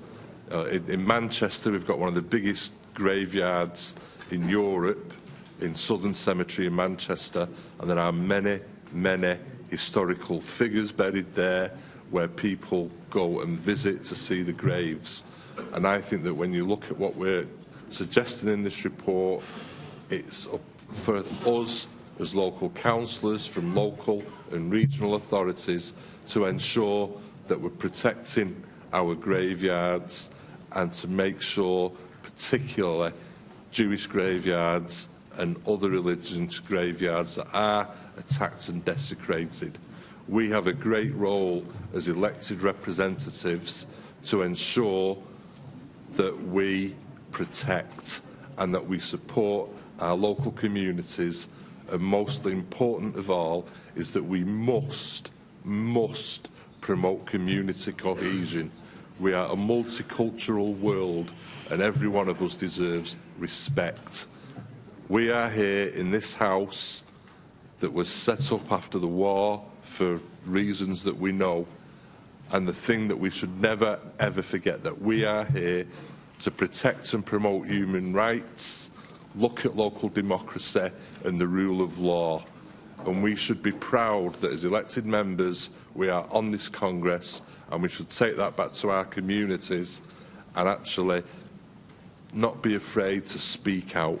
So I thank you, colleagues, and I thank the committee, Current Affairs Committee, and particularly our Secretary, Sedef, who's done a lot of work and supported me greatly. So I thank you, colleagues, and I hope that you will support this report. Thank you.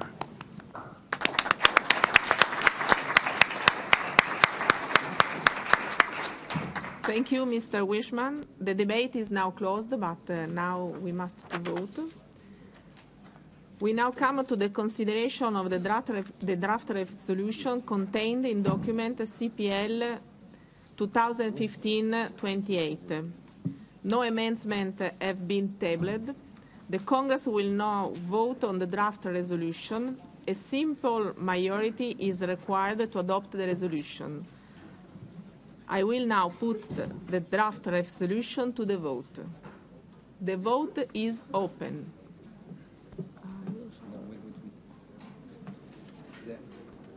I don't read. You have your box? Yes. It's too late.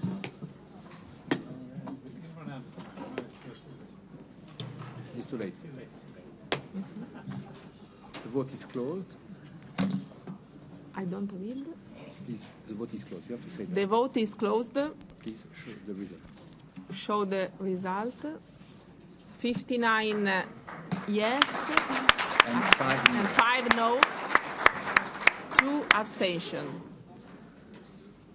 The draft resolution is in the document CPL 2015-28 is adopted.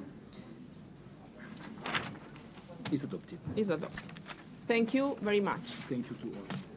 Thank you for all the speakers. Thank you.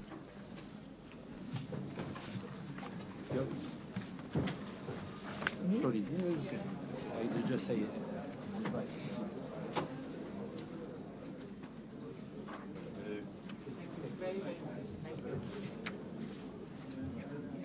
Yeah, waiting.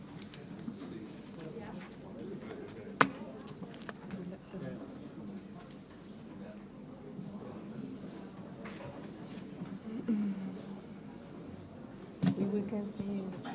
Thank you very much. Very much. Okay.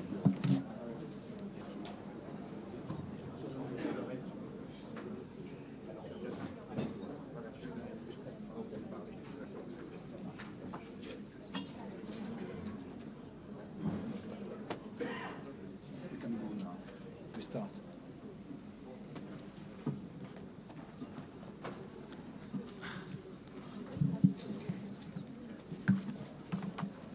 Dear colleagues, the next item on our agenda is an urgent debate on cities and towns against terrorism. The debate will be divided into two sections.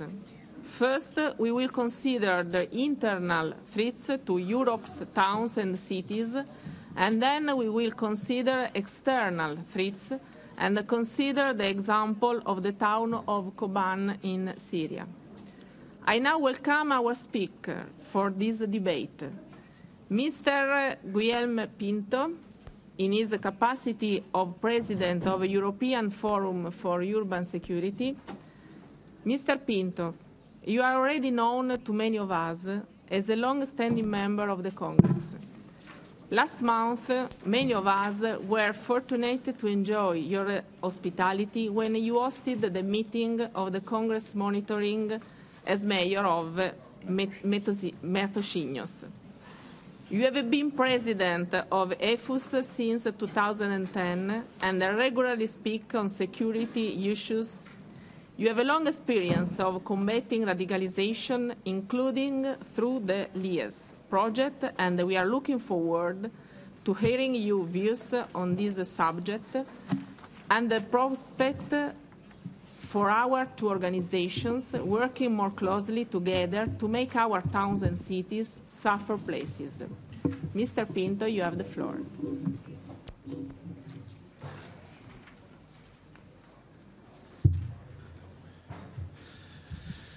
Monsieur vice-président de la Chambre des pouvoirs locaux, chers et chers collègues, les villes sont peut-être les entités les plus importantes pour l'avenir de l'humanité.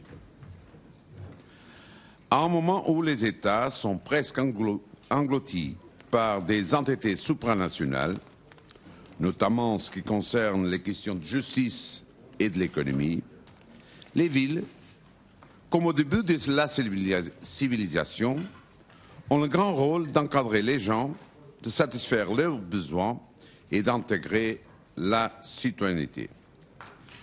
C'est pour ça que c'est au sein des villes que l'on trouvera les meilleures réponses au phénomène du terrorisme. Les villes inspirent encore un fort lien de confiance politique entre les citoyens et les élus, et sont les endroits où, paradoxalement, on peut mieux intégrer les citoyens parce qu'ils sont un référent là où les autres institutions ont failli. Bien sûr, il y aura toujours besoin des éléments de l'État et des entités supranationales pour combattre au terrorisme. On ne peut pas passer sans eux, mais comme autre problème de violence, on sait que la meilleure réponse, c'est prévenir ce phénomène avec politique de prévention concrétisée par les villes. Le terrorisme d'aujourd'hui n'est pas le même qu'on connaît qu'un d'autres temps. Les terroristes qu'on trouve aujourd'hui ne sont pas simplement l'étranger d'auparavant, mais les compagnons qui ont connu à l'école ou au quartier dans notre ville. C'est-à-dire que le terroriste n'est pas non plus un élément qui vient d'autre part, mais quelqu'un qui existe dans notre communauté et qui, dans un moment donné, décide de s'exprimer ou marquer ses points de vue de façon malheureusement extrême.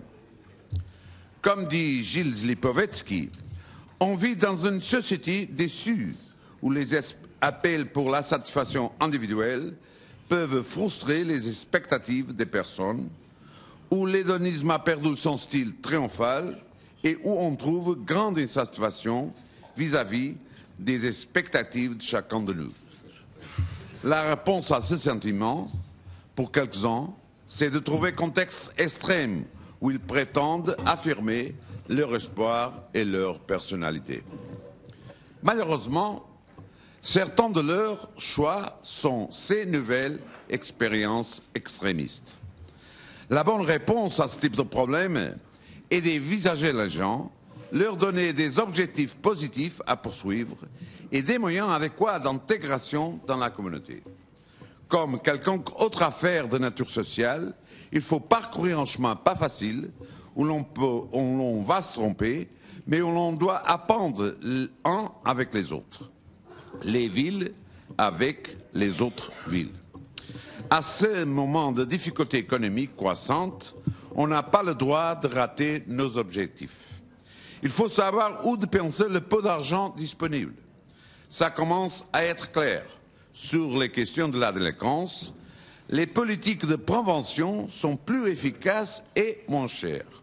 Prévention dont les villes ont un rôle croissant. Comme pour la prévention, la meilleure forme d'éviter les chemins inappropriés et de trouver les meilleures solutions, c'est de le faire en réseau pour éviter les mauvais chemins et apprendre les bonnes pratiques en les essayant.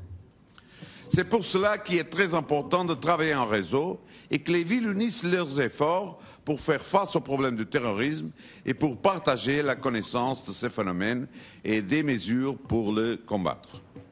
Les villes du Forum européen pour la sécurité urbaine ont longtemps été impliquées dans la lutte contre toute atteinte à la sécurité de leurs habitants, une lutte fondée sur la promotion d'un système social respectueux des droits des citoyens, particulièrement les plus faibles, et sur la tolérance de la diversité.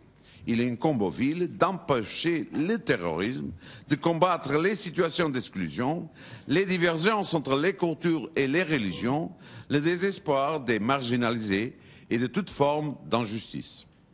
Les FUS que je représente est un réseau européen de 250 collectivités locales dont l'objectif est de renforcer des politiques de prévention de la criminalité et de promouvoir le rôle des élus locaux dans les politiques nationales et européennes. Nous travaillons sur l'ensemble des thématiques liées à la sécurité urbaine et tissons les liens entre les collectivités locales européennes à travers l'échange de pratiques et de connaissances, de la coopération et de la formation. Notre manifeste Aubervilliers-Saint-Denis rassemble les valeurs et les principes qui basent notre action et celle de ses membres. Par ce manifeste, les collectivités locales de toute Europe, membres de l'EFUS, refusent la gestion de la sécurité dans l'urgence et appellent à favoriser les politiques de continuité.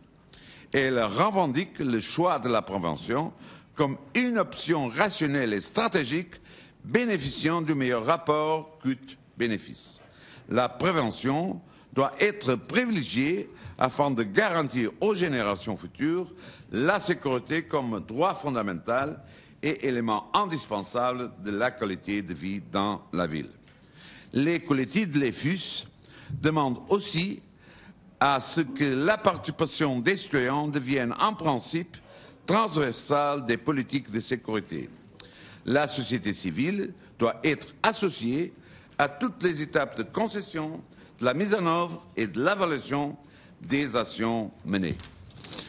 Elle appelle notamment à une pleine participation de la jeunesse, trop souvent stigmatisée et victime de violences. Les villes réclament que la promotion des droits des femmes et de l'égalité entre sexes doit être systématique et constante. Monsieur le vice-président, le Forum européen pour la sécurité que je représente travaille depuis 27 années pour rendre nos villes plus sûres, plus inclusives, plus justes et plus résilientes. C'est avec choc et consternation que nous avons vécu les attentats de Paris et de Copenhague au début de l'année, mais aussi ceux de Tunis il y a tout juste une semaine. Naturellement, le Forum européen est engagé depuis des années dans la lutte contre la radicalisation et le terrorisme. Suite à notre projet Ville contre le terrorisme en 2004-2005, la question de la radicalisation qui mène à l'extrémisme violent est devenue de nouveau un sujet important au sein de notre organisation en 2013. Depuis l'été de 2014, nous avons le soutien de la Commission européenne pour la mise en place de notre projet Local Institutions Against Extremism, RIES. Ce projet a pour objectif l'échange de pratiques européennes, le dialogue entre pratique et recherche et la formation des acteurs locaux dans le domaine de la prévention de la radicalisation. Depuis les attentats en janvier à Paris, les villes françaises du Forum se sont mobilisées pour s'entendre à faire face aux problèmes de radicalisation et aux craintes qui sont apparues parmi les citoyens et dans les communautés. Avec un nombre significatif de ses membres mobilisés sur le thème, le Forum a développé l'idée d'un réseau de villes européennes contre la radicalisation. Le Forum européen est de l'avis que les autorités locales ont un rôle central à jouer quant à la prévention de la radicalisation et que face à la radicalisation et à l'extrémisme violent, les réponses répressives ne suffisent pas. Afin de lutter contre ces phénomènes, il est indispensable d'y agir de manière préventive. En complément des politiques policières et judiciaires, une politique de prévention doit mobiliser les dispositifs locaux, les partenariats de prévention de la délinquance pour renforcer la résilience des individus et des groupes face au risque de radicalisation. Par sa proximité avec les citoyens, le niveau local est le plus adapté pour mettre ces actions en œuvre et mobiliser l'ensemble des acteurs locaux nécessaires. Il faut inscrire la lutte contre la radicalisation dans une stratégie de prévention globale et européenne. Les phénomènes extrémistes violents confirment l'importance de l'approche préventive promue par les FUS. Par conséquent, il s'agit à la fois pour les villes de répondre à la problématique spécifique des individus radicalisés et violents, tout en inscrivant la stratégie de prévention de la radicalisation dans une politique locale intégrée et globale de sécurité. Cette politique doit garantir le respect des libertés individuelles et éviter de diviser les populations. Face au caractère global de la radicalisation, une réponse concertée et coordonnée entre villes européennes est indispensable. Par son positionnement unique, le Forum européen est un acteur majeur pour renforcer la capacité des villes et des régions à agir, contribuant ainsi à apporter une réponse à la fois locale et européenne à ce phénomène.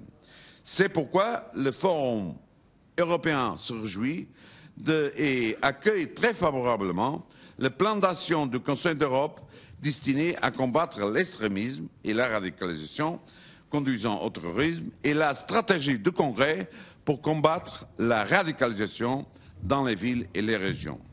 Le Forum européen aide les villes et les régions à renforcer leurs connaissances et leurs capacités pour mettre en œuvre des actions concrètes dans le domaine de la prévention de la radicalisation. En particulier, dans le cadre de son projet RIES, l'EFU est en train de préparer un programme de formation à destination des acteurs locaux pour cibler les besoins spécifiques des villes, identifiés dans le cadre de ce projet d'échange européen de 12 partenaires de 6 pays.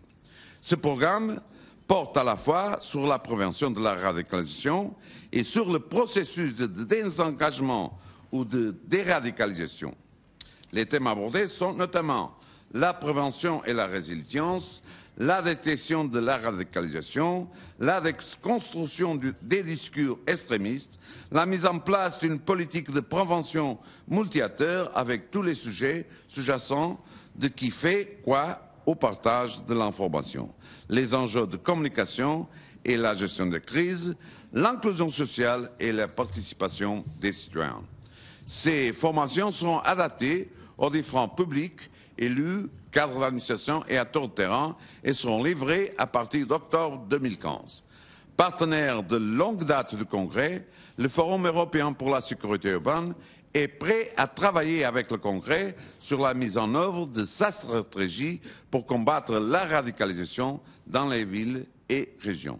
Le FOR propose notamment de développer un cycle de formation avec le Congrès qui pourrait s'appuyer sur l'initiative de formation des autorités locales de l'EFUS, de contribuer à la création d'une boîte à outils pour la prévention de la radicalisation à destination des autorités locales, d'organiser des workshops d'échange opérationnel des expériences et des pratiques entre villes européennes, d'organiser une conférence de villes européennes sur la question et de considérer la création d'un réseau de villes européennes contre la radicalisation.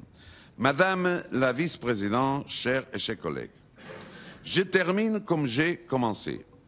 Les villes sont le futur dans le cadre de la citoyenneté et notre Congrès, qui souligne l'importance de l'autonomie locale et régionale, fait bien de stimuler les villes de toute l'Europe à faire face à ce nouveau défi. Ensemble, on réussira. Merci.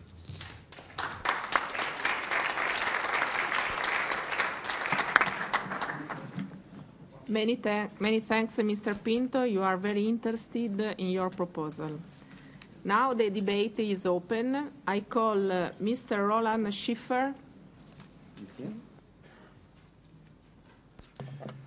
Sehr geehrte Frau Vorsitzende, liebe Kolleginnen und Kollegen, ich bin Bürgermeister in Bergkamen, eine Stadt in Nordrhein-Westfalen in Deutschland.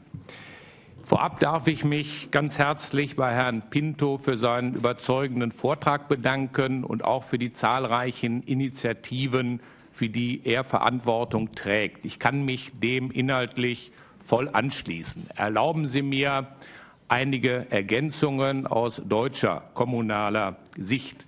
Die Anschläge in Paris, Brüssel und Kopenhagen, aber auch Vorfälle in anderen Städten haben die Bürgerinnen und Bürger auch in den deutschen Kommunen verunsichert und zum Teil verängstigt.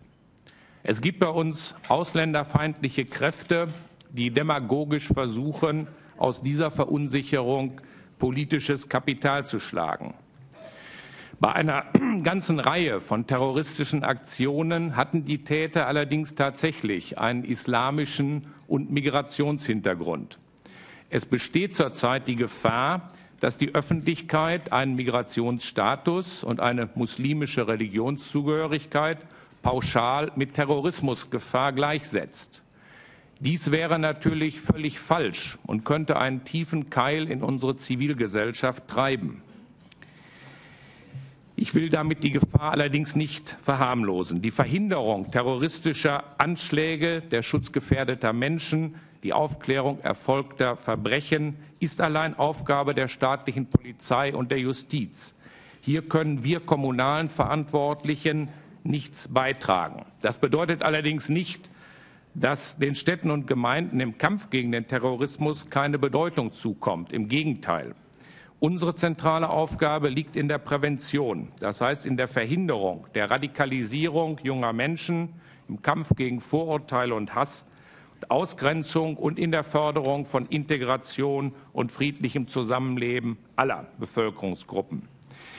Lassen Sie mich kurz einige Initiativen aus meiner Heimatstadt nennen. 50.000 Einwohner, darunter etwa 5.000 Muslime, überwiegend türkischer Herkunft, die in 5 Moscheevereinen und einem alevitischen Kulturzentrum organisiert sind. Wir haben als Stadt ein umfassendes Integrationskonzept erarbeitet durch den Stadtrat und die Verwaltung, aber in Dialog mit den Migrantenorganisationen und mit den Moscheevereinen. Und das ist für uns die Basis unserer Handlungen. Wir setzen an Sprachkursen, an Integrationskursen, an Einbeziehung aller Migrantenorganisationen und der Moscheevereine in die Aktivitäten der Stadt, in interreligiösen Dialog zwischen christlichen Kirchen, einer Synagoge und den Moscheevereinen und in einem Zusammenleben auf allen gesellschaftlichen Ebenen auf einer Augenhöhe, also nicht von oben herab als Stadt, sondern von unten heraus. Wir können als Kommunen den Kampf gegen Terrorismus und Gewalt nicht alleine führen, aber ohne uns, ohne die vielfältigen kommunalen Aktivitäten zur Vorbeugung, wird es langfristig keinen nachhaltigen Erfolg für ein friedliches Miteinander in der europäischen Gesellschaft geben. Vielen Dank für Ihre Aufmerksamkeit.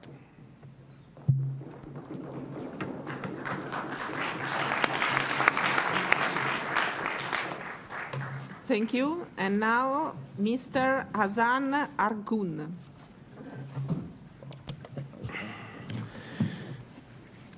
Teşekkür ediyorum Sayın Başkan Yardımcısı, değerli delegasyon üyesi arkadaşlarım. Günaydın, hepinizi saygıyla selamlıyorum. Terörizm denilince Türkiye'nin son 30 yılda terörden ne kadar etkilendiğini buradaki herkes bilmektedir. Ancak terör bir süreçtir ve bu da yine insanlar tarafından sona erdirilir.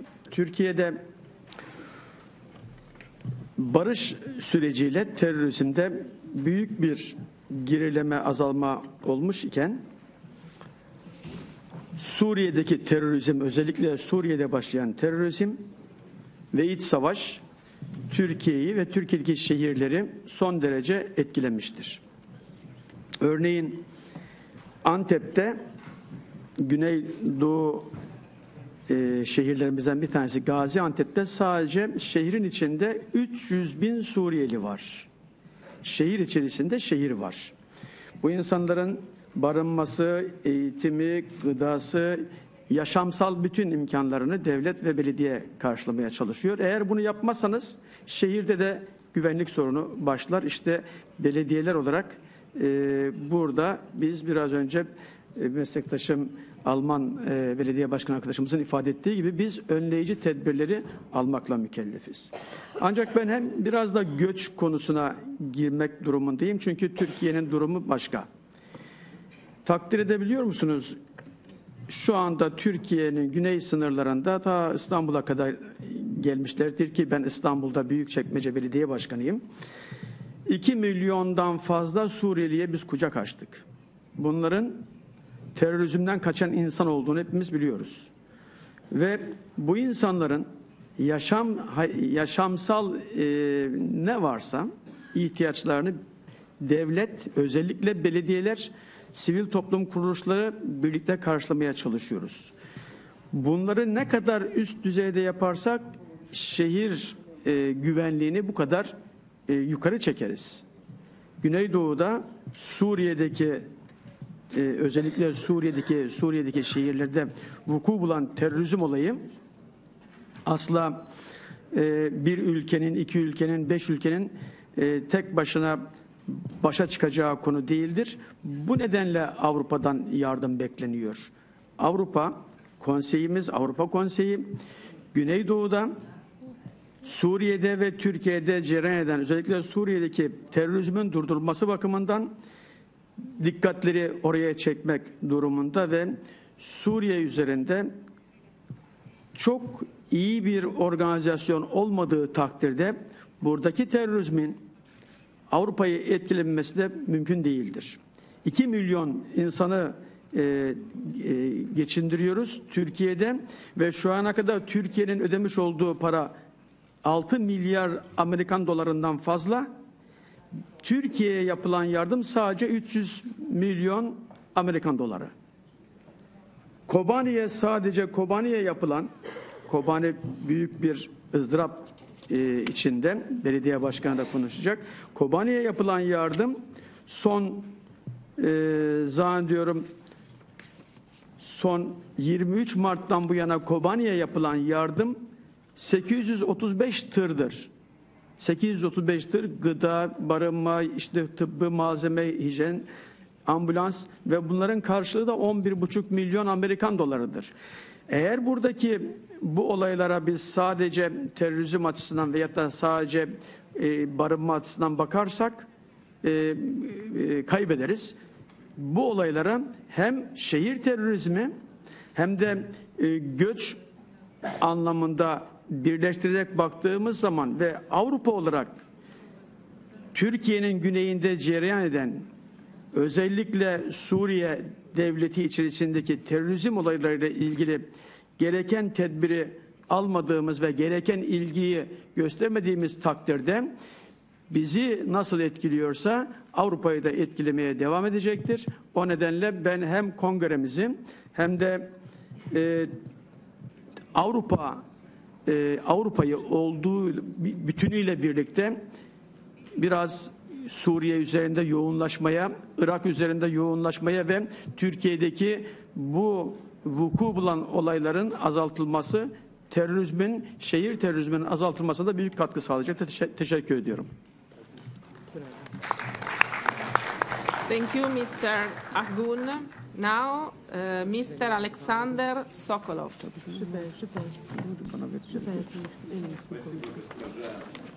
Спасибо, госпожа председатель, ведущая. Профилактика и предупреждение терроризма и экстремизма в городе нашем решается через призму характерных для нашей территории особенностей, исходя из возрастных, национальных, религиозных и других взаимоотношений и сложившихся традиций. Мы работаем в рамках той стратегии, которая утверждена в Российской Федерации президентом в рамках действия федерального закона. Город у нас молодежный, 35% из 610 тысяч жителей молодежь, много студентов, учащихся.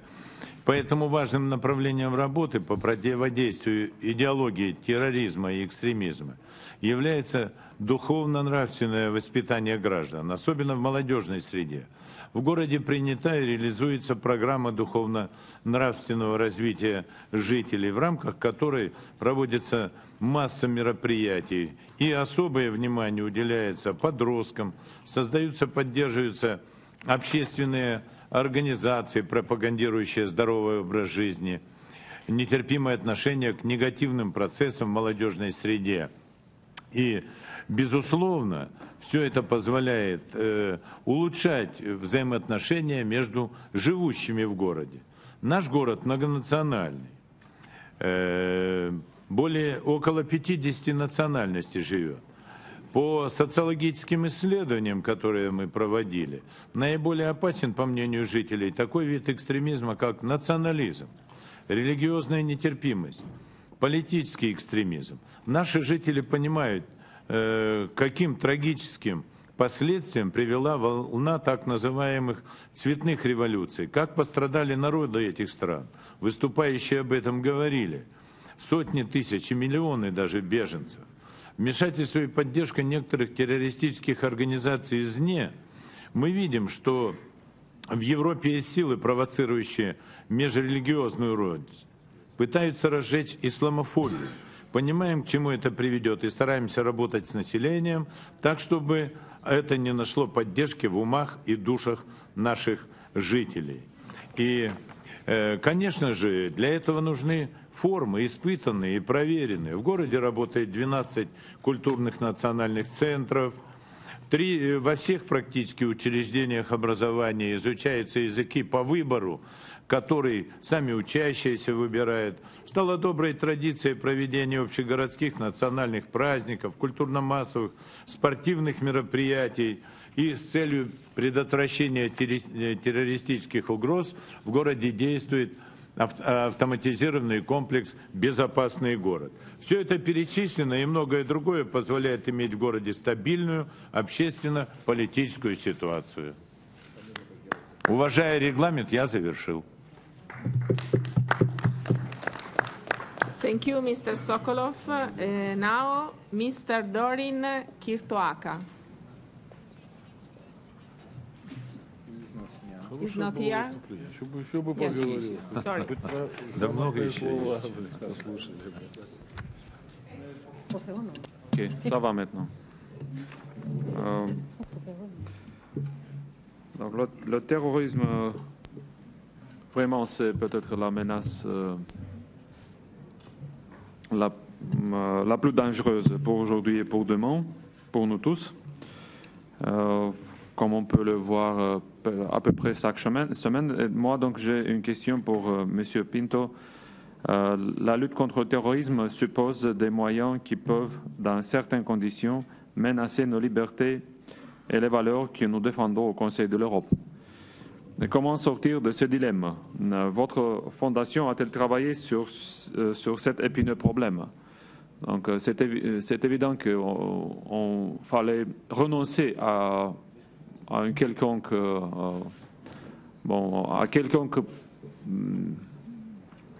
pas des libertés et des droits, mais il fera les limiter pour avoir la possibilité de préserver nos sociétés, préserver nos communautés du danger qui vient de la part de, maintenant, je ne sais pas, il y a une liste de groupes qui font de ce type d'attaque. Merci. Thank you, Mr. Kirtoaka. And now Mr. Nigel Mermagen. Thank you, Madam Vice President. I have a question for Mr. Pinto. Good morning, sir. And we still have happy memories of Matosinhos and Porto in February. Congress has a long history of cooperation with EFUS, and some of us remember the event that you organized at our March session in 2012. The purpose was to promote your manifesto of Aubervilliers and Saint-Denis, security, democracy, and cities. I would like to know how this manifesto relates to the terrorist threats that we're discussing today. Thank you very much. Thank you, Mr. Mermagen. And now the floor for the last speaker, Youth Delegate Leonardo Christodoulou. Grazie tante. Thank you, Mr. President. Actually, I want to start with with a question to Mr. Pinto and a request. Please have the youth involved. The young people are sometimes the usual suspects of the ones to be radicalized. When you think of a radical closer, okay, of a radical person who, okay, all right, oh, okay, all right, whatever. When you think of a radical young person, who is that? Perhaps a male, perhaps a young boy, something like that. But it's not that case all the time, isn't it? We see that terrorism is conducted by different ages. But the problem is isolation, lack of communication, and promotion of extremists. And we've seen them several times in the media, perhaps in ourselves. When we think about Islam, it's better when we think of ISIS. It's more convenient for our thinking, and unless we change our thinking, then nothing will happen. We're talking also about inner city communities. These are not minorities, they don't belong to small ethnic or language groups. They are communities that speak the language of the majority, but they are isolated somewhere in the center or in the suburbs. They need help as well. In my work, actually, I'm proud of being a youth peace ambassador for this Council of Europe.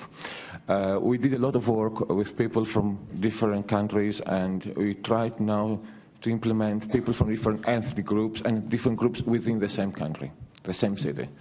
It's not only about different cultures, it's about people in the same culture. We've seen actually extremists in the way of sometimes football fans or whatever. There are a lot of things there. And the last, but not the least one, please have the youth involved. I know that this international organization, Council of Europe, is determined. The Congress has invited us here, the young. So it would be great to see some young people being involved in the war against terrorism. Thank you. Thank you very much. And then we don't, if does any other member that want to speak? Yes. Yes, you have the floor. Michalis Angelopoulos, Mayor of Samos. Dear President, I would like to thank you first for your reference to our National Day. Thank you very much. And the question is about how the Speaker sees the cooperation with the Congress. In which areas our organizations can complement each other. I personally think if we can have a futuroscope of étape par étape collaboration on specific items and issues. Thank you very much.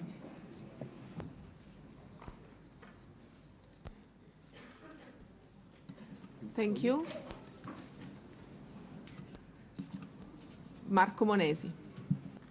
Grazie Presidente, ma io condivido molto delle questioni che il relatore iniziale Pinto ci ha illustrato e soprattutto condivido e concepisco il fatto che il ruolo importante delle città, dei comuni, sia quello appunto di far sì che ognuno si senta incluso e che quindi si contrasti i fenomeni di degenerazione e di violenza attraverso l'inclusione sociale, attraverso il concepire la diversità come elemento di ricchezza e non come elemento di divisione. Insomma, credo che proprio, soprattutto al di là del contrasto sul piano delle forze dell'ordine, il contrasto culturale debba avvenire attraverso il ruolo che le città possono esercitare in modo ampio. E bene ha fatto il Consiglio d'Europa e la Camera oggi a affrontare il tema, perché credo appunto che le città, i comuni, i territori abbiano un ruolo importante nel contrastare questa azione. Credo che ognuno di noi possa impegnarsi in questa direzione e possa assumere qua questo onere. Grazie. Thank you very much. And then we have another speaker. Okay, you have the floor. Ja, mein Name ist Andreas Geitzer, ich bin Bürgermeister der Stadt Baiersdorf. Sehr geehrte Frau Präsidentin, liebe Kolleginnen und Kollegen hier im Ausschuss der lokalen Kammer. Das Jahr 2015 begann mit einer schrecklichen Nachricht aus der Stadt Paris. Und diese Nachricht aus Paris hat den Blick oder die Wahrnehmung in Sachen Terrorismus für uns in Europa in ganz besonderer Weise beeinflusst. Insbesondere in diesen Tagen nach dem Attentat in Paris war eine große Diskussion, vor allen Dingen bei uns in Deutschland, ist der Islam schuld an dieser Terrorwelle, die hier Europa getroffen hat. Und in einer interessanten Veranstaltung der Universität Erlangen am Lehrstuhl für Menschenrechte mit einer internationalen Besetzung von Experten aus dem Bereich des Islams, aus dem Bereich der arabischen Länder, konnte festgestellt werden, dass der Islam mit Sicherheit nicht Grund für diese Terrorwelle ist. Und ich glaube, das sollte auch heute in dieser Diskussion noch mal klar festgestellt werden, dass die Religion alleine sicherlich nicht der Grund für diese Terrorwelle ist, über die wir momentan reden. Vielmehr erkennen wir oder sehen wir, und das können wir alle, die wir Politik seit Jahren oder Jahrzehnten verfolgen, feststellen, dass es in diesem arabischen Raum keine Achtung der Menschenrechte gibt, keine demokratischen Strukturen und keine Rechtsstaatlichkeit. Und ich glaube, wir als Europarat sollten unsere Nationalstaaten sehr wohl dazu ermahnen, dass ihre Außenpolitik darauf gerichtet sein muss, solche Strukturen in diesen Ländern zu unterstützen, dafür zu sorgen, dass dort endlich solche Strukturen aufgebaut werden. Denn letztendlich, was wir als Kommunen leisten können, wenn wir jetzt darüber reden, dass wir versuchen wollen, dass Jugendliche sich nicht radikalisieren und nicht zum Islamischen Staat oder zu anderen Terrororganisationen gehen, ist im Grunde genommen ein kleines Herumdoktern an Symptomen, wo die Ursache in ganz anderen Bereichen liegt. Selbstverständlich, wie es mein Kollege Schäfer vorhin gesagt hat, werden wir Kommunen alles tun und alles versuchen, Jugendliche vor dem Schritt hin zur Radikalisierung abzuhalten. Aber das ist nur ein Herumdoktern an Symptomen. Die wahre Ursache ist das Fehlen dieser drei klaren Strukturen: Demokratie, Rechtsstaatlichkeit und Achtung der Menschenrechte in den arabischen Staaten. Thank you very much. Gaia. Thank you, Madam President. Also, I would like to add that it is clear that the Paris terrorist attacks may split a black future for the perception of the Muslims in Europe, already deteriorated by rising racist, Islamophobic and xenophobic sentiments in the continent. However, fostering channels of dialogue, people-to-people contacts and two-way communications between the Muslims and the European populations will surely help to diffuse mutually voluptuous stereotypes, laying the groundwork for a continent merely of the knowledge and the interaction-based perception. Thank you. Thank you very much. If we don't have... okay. So we can give the floor to Mr. Pinto for the reply. Thank you. Merci, Madame la Vice-Présidente. J'ai noté 4 questions différentes pendant toutes les interventions et je veux essayer de les répondre le mieux que je peux. La première sera, et excusez-moi de commencer par ici, pour impliquer les jeunes. Je pense qu'il n'y aura aucune politique de succès sans impliquer les citoyens, sans impliquer les personnes, sans impliquer les gens, sans faire que tout le monde partage les objectifs des politiques qu'on veut suivre. Alors, les jeunes sont, bien sûr, les premiers à devoir être engagés avec ces politiques et il n'y a aucune politique succès sans la collaboration des situations et particulièrement des jeunes.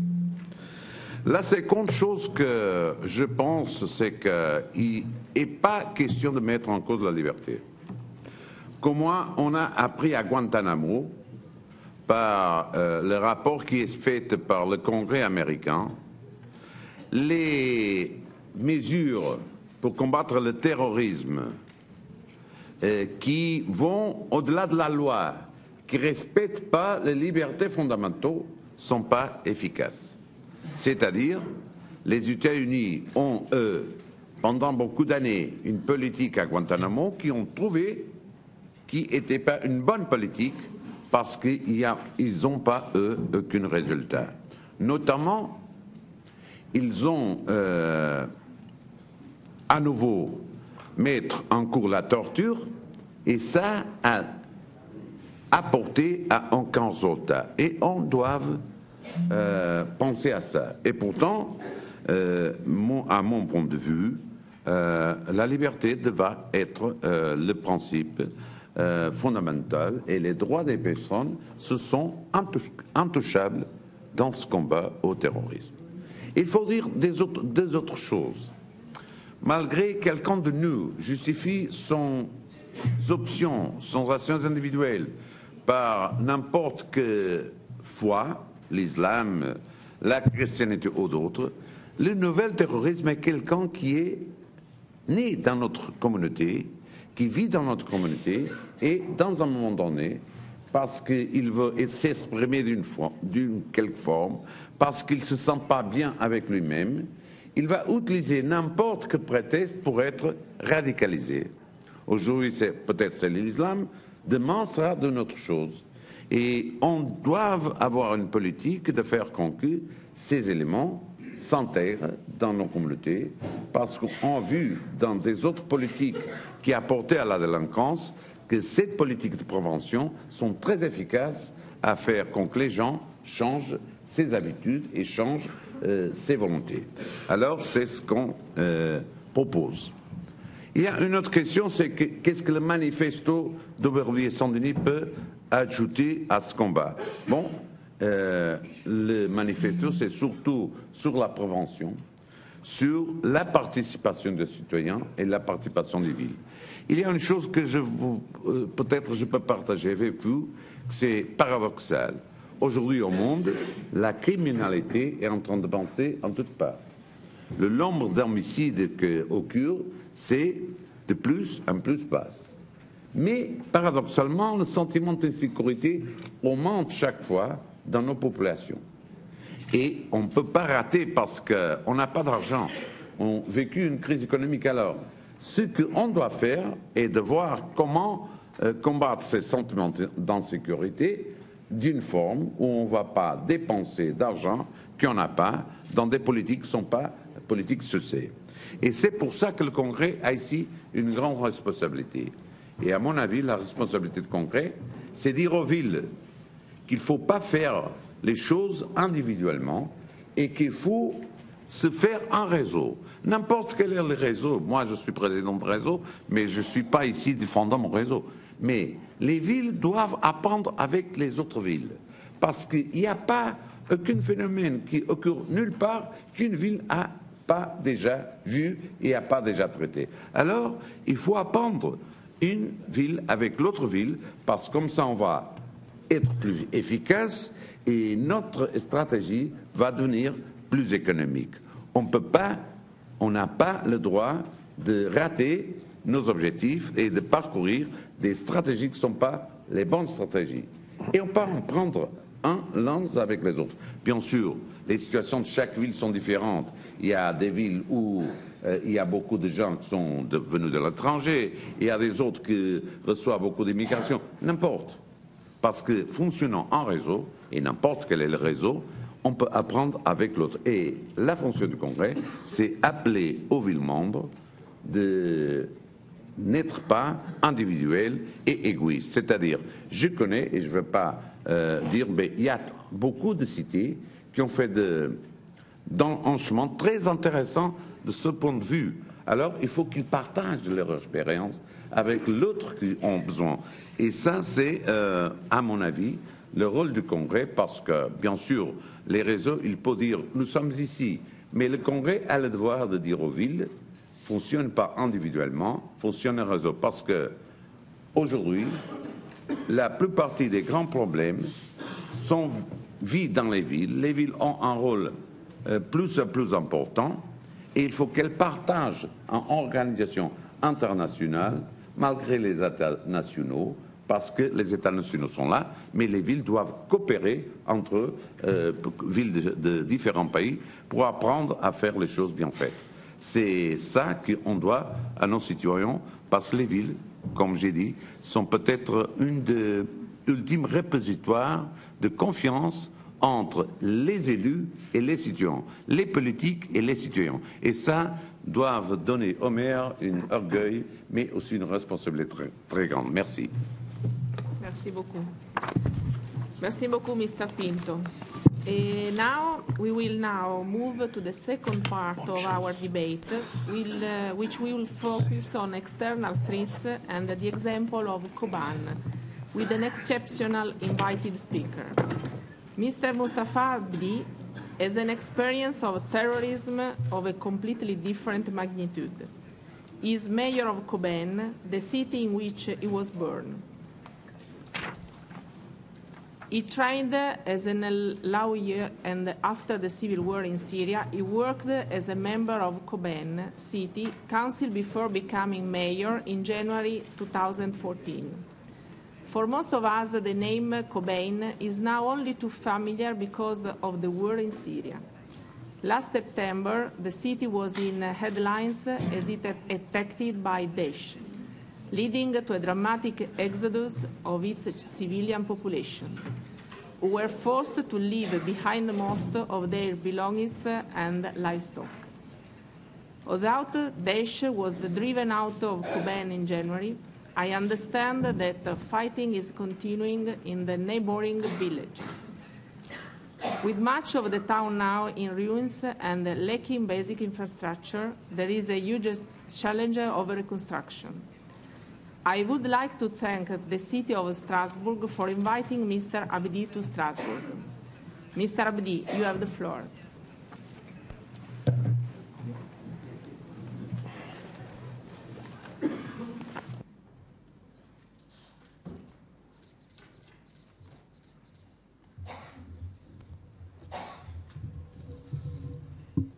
سيداتي وسادتي الأفاضل، تحية لكم من سرى كوباني المعطرة بدماء الشهداء الحرية والكرامة، وننحني إجلالا لأرواحهم الطاهرة، وسلام يحمل عبق الإنسانية الفواحة من سواعد أبطال المقاومة ولبواتها يبهجي ويبهجي. تحية لكم من أبناء كوباني وبناتها الصامدين في وجه الإرهاب، الشاكرين جمعكم الكريم نصرة لمقاومتهم الإنسانية النبيلة والمستمرة بجهودنا جميعا، حيث توحد العالم للمرة الأولى في جغرافية كوباني الصغيرة خلف أبطال يبهجي ويبهجي والبيشمركة وفصائل بركان الفرات في الجيش الحر وطائرات التحالف الدولية العربية بقيادة الولايات المتحدة، والتظاهرات والفعاليات الجماهيرية والدبلوماسية في أوروبا والمشرق والمغرب، وحيثما يوجد مناصرو الديمقراطية والإنسانية في العالم، ليتحقق النصر الإنساني الجامع على قوى الشر والإرهاب، ويبدأ دحر داعش وانهيارها من كوباني. باسمهم جميعا وباسمكم وباسم المجتمع الإنساني أبارك لكم ولنا هذا الانتصار التاريخي، كما أتوجه باسمهم جميعا بالتحية والشكر للمجلس الأوروبي المناصر لمقاومة كوباني، ونخص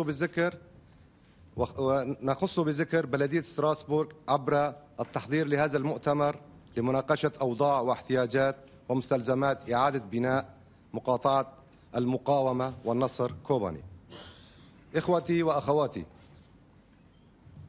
في الانتصار المشترك تقع مقاطعة كوباني في الجزء الشمالي الشرقي من الجغرافيا السورية، متجاورة تركيا ومتربعة في حوض الفرات وسهل الخصيب، ولكنها في الوقت نفسه كانت وما تزال محرومة من خيرات هذا النهر الكبير، حيث عانت الجفاف لأكثر من 10 سنوات قبل أن ينفذ النظام السوري مشروعا لري المدينة بمياه الشرب. بعد نداءات كثيرة من سكانها ومعاناة كبيرة مع العطش والجفاف، لكن قوى الإرهاب الداعشية المعادية للإنسانية وقيمها النبيلة والهادفة إلى تدمير كافة الروابط والعلاقات الإنسانية، لا بل إلى تدمير الإنسانية ككل، بادرت إلى فرض حصار خانق على كوباني حالما استكملت سيطرتها على الجوار مقاطعتنا في الغرب والشرق والجنوب، حيث خربت بداية مشاريع مياه الشرب وقطعت المياه عن مقاطعة كوباني، ثم الكهرباء والطحين والأدوية وكافة المواد الغذائية التي تتزود بها مدينة كوباني من المناطق والمدن السورية الأخرى. فاعتمدت كوباني على كميات القليلة من المواد التي يهربها تجار الحروب من الجوار السوري أو الإغاثات التي ترسلها المنظمات الكردية في تركيا عبر بلدياتها في شمال كردستان. وهكذا فإن المعاناة تفاقمت تدريجيا، ولا سيما وإن عدد سكان كوباني قد تضاعفت بعد عام 2011 مع بدء الأزمة السورية ونزوح الآلاف من أبناء سوريا من جميع المكونات إلى كوباني الآمنة نسبيا مقارنة بالمناطق والمدن الساخنة، فأصبح عدد سكانها حوالي 500,000 نسمة مدينة وريفا. لقد انخرط شعبنا الكردي في روجآفا تعني كلمة غرب كردستان بقوة في المظاهرات السلمية المطالبة بالديمقراطية والحرية في سوريا منذ 15/3/2011، وهتفوا بقوة من أجل تغيير النظام الشمولي بكافة مرتكزاته وشخوصه بصورة سلمية حضارية بعيدة عن الممارسات العنيفة من إتلاف وحرق وتخريب للممتلكات العامة والخاصة، بحيث كانت لمظاهراتهم طابعا مميزا عن المدن والبلدات السورية الأخرى التي انحرفت فيها إرهاصات الثورة المنشودة إلى حرب أهلية وأعمال انتقامية على أسس طائفية فغاب عنها طابعها السلمي وتغلبت عليها العسكرة والتسليح، الأمر الذي يتنافى مع قيم شعبنا ومبادئه الديمقراطية والإنسانية. لكن شعبنا تمسك بسلمية مظاهراته ونضاله، مما تحتم عليه انتهاج نهج مختلف يتمثل بحماية مناطقه وتنظيم الشؤون الحياتية فيها في ظل فوضى الحرب الأهلية المنتشرة في سوريا، وخاصة بعد تحرير كوباني كأول منطقة كردية تتحرر من النظام السوري في 19 تموز 2012 المتمثلة بثورة روجافا في سوريا، وتأسيس وحدات حماية الشعب يبجي ووحدات حماية المرأة يبجي للدفاع عن الشعب بكافة مكوناته وتنوعاته، وكذلك تأسيس قوات الأصايش كشرطة مدنية تصون مصالح الشعب وممتلكاته وتحرص على تنفيذ القانون ونشر العدالة، ثم إعلان الإدارة الذاتية الديمقراطية كنظام إداري حريص على تشارك الجميع في رسم وصناعة القرار السياسي وتوزيع الخيرات الاقتصادية وحماية التنوعات الثقافية بشكل ديمقراطي وتشاركي عادل، كما قامت البلدية بتنفيذ مشروع للمياه من القرى المجاورة للمدينة إلى كوباني، وكذلك تأمين المطاحن اللازمة وتنفيذ مشروع المحركات من أجل تأمين الكهرباء للمدينة. لكن الإرهابيين والأجندات المساندة لهم لم ترق لهم هذه الإدارة، فحاولوا بشتى الوسائل تدميرها وسعوا بما يمتلكون من قوى إلى القضاء عليها، فتتالت هجماتهم الشرسة على كوباني منذ تحريرها وحتى الآن. لكن مقاومة أبطالنا يبجي ويبجي البطولية حالت دون تحقيق أهدافهم، مما سارت سائرتهم واشتدت الحقد والغل في نفوسهم، فتحضروا لاحتلال كوباني بأعتى الأسلحة الثقيلة التي نهبوها خلال سطوتهم وغزواتهم في موصل بالعراق وبعض المواقع العسكرية السورية التي احتلوها في غضون أيام أو ساعات عديدة، والتي أوهمتهم بأنهم قوة لا تقهر ويمكنهم السيطرة حيثما أرادوا، وهكذا توجهوا بما اغتنموه إلى كوباني مرة أخرى في 15 أيلول 2014 وشنوا عليها هجمات وحشية عنيفة جدا دون اكتراث سوى لغاياتهم الإرهابية المتمثلة في القتل والسحل والنهب والاغتصاب وتهجير الآمنين، فتحتم على وحداتنا المدافع عن شعبها ووطنهم مجابهتهم بما يمتلكون من الأسلحة الخفيفة والإمكانيات العسكرية البسيطة، مرغمين مجبرين في ظل غياب التوازن العسكري. سلاحهم المتفوق قناعاتهم الديمقراطية وقيم المساواة والتعايش المشترك التي يناضلون من أجلها، قاوموا ببسالة وسطروا ملاحم الفداء الأسطورية لأكثر من شهر مستنزفين مرتزقة داعش وعتادها، مما ولد قناعة الانتصار لدى دول التحالف العربي الدولي التي سارعت إلى مشاركتهم في هذه المقاومة الإنسانية وتحقيق نصر مشترك مع القوى المشتركة الأخرى لأول مرة في جغرافية كوباني، بحيث أصبحت عاصمة المقاومة العالمية. أصدقاء كوباني الأفاضل، لا شك أن كوباني انتصرت بدعم أمثالكم من المؤمنين بحرية الشعوب وسمو القيم الإنسانية، وأصبحت جبهة مدافعة عن العالم أجمع، لكنها في الوقت نفسها تهدمت وانهارت في كافة القطاعات والبنى، وتحولت إلى ركام متناثر وخراب متراكم لا تقوى على توفير أبسط مقومات العيش لأبنائها وبناتها العائدين إليها من ديار اللجوء. فبات لزاما على الإنسانية جمعاء الإسراع إلى مساعدة كوباني المنكوبة، لا بل يتوجب علينا جميعا إسنادها لدوام انتصارها ودوام هزائم الإرهابيين في كل مكان. إن الأرقام الأولية للأماكن المدمرة تشير بوضوح إلى تدمير ما لا يقل عن 70% من مقاطعة كوباني.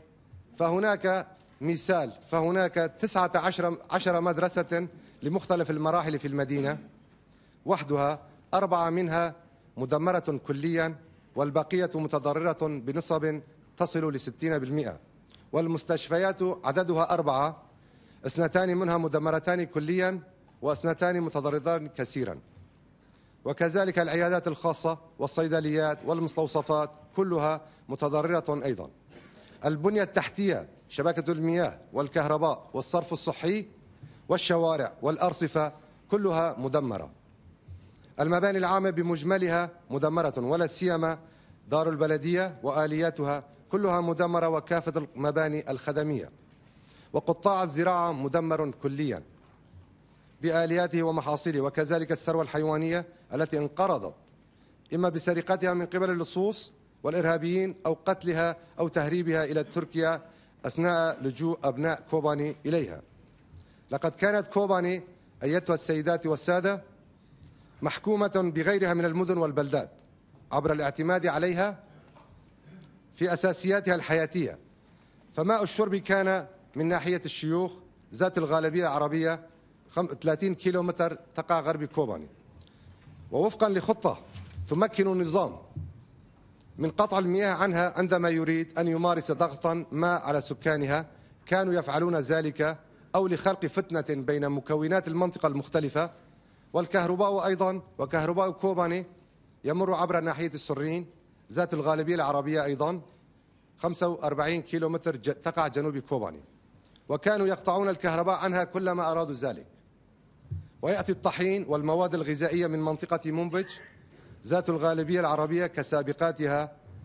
لذا استطاعت داعش أن تخنق كوباني حالما سيطرت على تلك المناطق والبلدات، ففرضت بسهولة حصارا خانقا على كوباني وحرمتها من أبسط أساسيات الحياة لأكثر من عامين إلى الآن.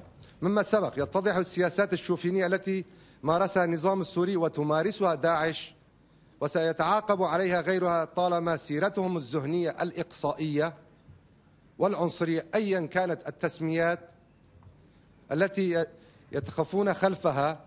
وهذا يضعنا أمام واجب السعي لكسر الحصار الجائر على كوباني عبر خلق مجتمع حر ديمقراطي يتشارك الجميع في إدارته وينتفى في أرجائه الظلم والقهر والإرهاب. من جهة أخرى يبقى الخطر قائما وتبقى التهديدات الإرهابية مستمرة طالما إنهم يحتلون بقعة من الجغرافيا السورية أو العراقية، وسيستمر حصار كوباني مع استمرار سيطرة داعش على المدن والبلدات المجاورة لها. لأن الإرهابيين لن يتوقفوا عن شن هجماتهم أبدا، ولن تقوى كوباني على إعادة الإعمار إذا استمر إغلاق بوابة مرشد بنار المشتركة مع تركيا كمنفذ وحيد لها على العالم الخارجي المغلق في وجهها.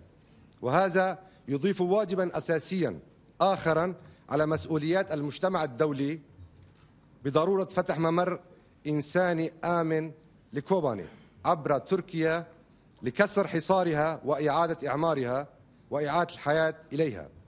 كما تشكل مخلفات داعش غير المتفجرة ومفخخاتها كارثة إنسانية في المدينة وريفها. فقد فقد قرابة 20 مدنيا بين طفل وامرأة وبالغ حياتهم جراء انفجار تلك الأجسام بهم منذ تحرير كوباني في 27 كانون الثاني 2015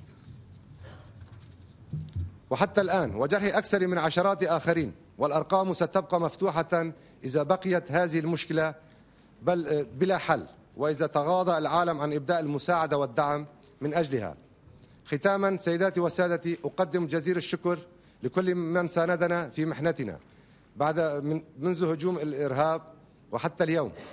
ولكن كوباني العاصمة الإنسانية أصبحت ركاما، ونحن بانتظار زيارتكم لتروا الدمار بأعينكم ولتساندوا في إعادة إعمارها.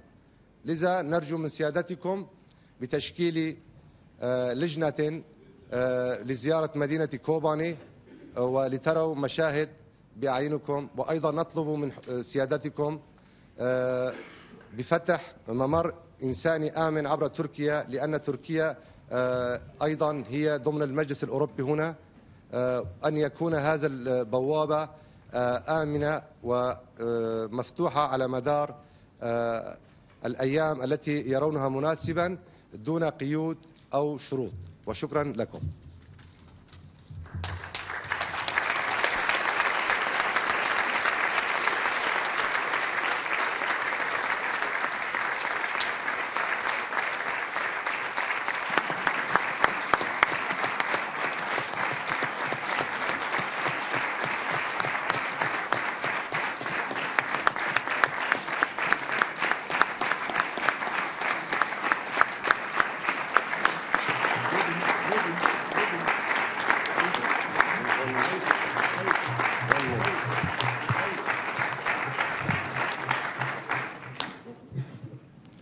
شكرا جزيلا لكم.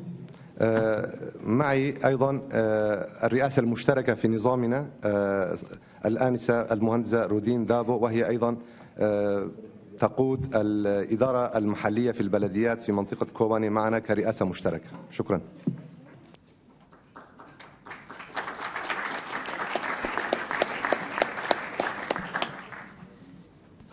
Grazie Sindaco Abdi. La sua testimonianza è stata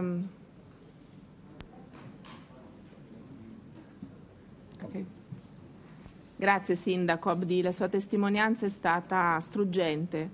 Credo che chiunque di noi in questa sala sia sindaco o abbia un ruolo all'interno di un comune, veder distruggere la propria città, veder soffrire i propri abitanti sia qualcosa di veramente difficile. Quindi la sua testimonianza ci deve servire da monito, la sua testimonianza deve servirci da impulso per fare in maniera tale che tutto questo debba finire. E il nostro aiuto e il nostro supporto per la città di Koban ci sarà sempre. Grazie. Now we prosegue with the debate, and we have some person that have the floor. We begin, Mrs. Loisidou. There is. Mr. Mayor, welcome in Strasbourg. We would like to know some more about the current situation in Kobani. Can the victory in Kobani lead to a decline of the Islamic State in this region, or is the victory for the Kurds in any case partial because the Islamic State will control large parts of northern Syria? What are the next steps for the reconstruction of the region which has been destroyed by the Islamic State? How will the local population pick themselves up and attempt gradually to rebuild a normal life? Thank you. Thank you, Mrs. Loisidou. And now, Mr. Belikov. Спасибо, господин председатель. Как уже, наверное, заметил мэр города, мы разделяем трагедию его населения, его жителей. И, наверное, этот урок должен быть показательным для всех нас. Так уж получилось, что некоторые невзвешенные, непродуманные действия национальных правительств приводят к серьезным последствиям, с которыми надо разбираться на местном уровне. Так, вчерашняя дискуссия по миграционным потокам и о работе региональных и местных властей – это после действия несбалансированных, неправильных решений национальных правительств. И, как правильно сказал докладчик из Турции, первоисточником всего является война. Исследуя такое событие, как ИГИЛ, надо прекрасно понимать первопричину появления этого зла. Это необдуманная, мягко говоря, агрессивная, скорее всего, политика США и стран НАТО, которые поддержали их. На примере Ливии, Ирака, теперь Сирии, Афганистана. Все, что творится в Северной Африке, на Ближнем и Среднем Востоке, подпитывает не только почту ИГИЛ внутри территории Ирака и Северной Сирии, но и лежит в основе действий экстремистских групп на территории Европы. Это очевидно. Мы видим движение, которое обусловлено результатами военных действий в Северной Африке и на Ближнем и Среднем Востоке. Это сотни тысяч убитых и миллионы беженцев. Этот процесс не останавливается. И это очевидно. Потому что он имеет встречное движение. Граждане Европы едут воевать за обиженных соотечественников на свою историческую родину. Мы свидетели того, что на севере Сирии, по сообщению Рейтера вчера, созданы лагеря подготовки подростков, около 400 человек. Это ужасающие примеры для нас всех. Мы видим, что ИГИЛ — это как квинтэссенция невзвешенной и непродуманной политики. И я не соглашусь ни в коем случае, что отсутствие верховенства права или института омбудсменов вызвало необходимость нести демократию Сауду в кавычках на натовских самолетах, бомболюках, на Ливию, Ирак и Сирию. Кто стоял у истоков создания исламского государства? Мы хорошо помним, что это отколовшаяся часть оппозиции, которая была напрямую поддержана и морально, и организационно, и финансово, и вооружением. Поэтому вся ответственность лежит на тех, кто развязал эти войны, череду войн, и не делает выводов определенных. Что делать нам? Как всегда, в каждом муниципалитете, по всей Европе, объединяясь, мы должны воспитывать толерантность, противостоять ксенофобии, экстремизму. Это наша задача, и мы уже не раз на площадке Совета Европы и нашего Конгресса поднимали эти вопросы и будем обмениваться этим опытом. Понятно, что это будет неприходящая повестка нашего дня. До тех пор, пока национальные правительства будут слепо следовать в кильватой агрессивной политике США. Вот на сегодняшний день очевидно, что 2000 самолетов вылетов и бомбардировки ИГИЛ не понесли необходимого результата, и надо переводить эту войну в стадию сухопутной фазы. Ну вот, в таком случае, зачем американские войска высаживаются в Балтии, в странах Балтии, и проводят учения в Румынии и Болгарии? Пусть американцы высаживаются в сухопутные группировки и поддерживают воздушный компонент в противодействии. Это же очевидно. Я уверен, что вот эта проблема — это проблема всей Европы. ИГИЛ угрожает нашему Кавказу российскому. Там воюют и выходцы из нашего Северного Кавказа. Для нас это очень большая проблема. Наверное, надо ужесточать национальное законодательство за участие в такого рода конгломерации и военных действий. И, конечно, вести профилактическую работу. Проблема эта общая, решать нам всем нам сообща. Спасибо за внимание. Thank you, Mr. Belikov. And now, Mrs. Carmen Kiffer.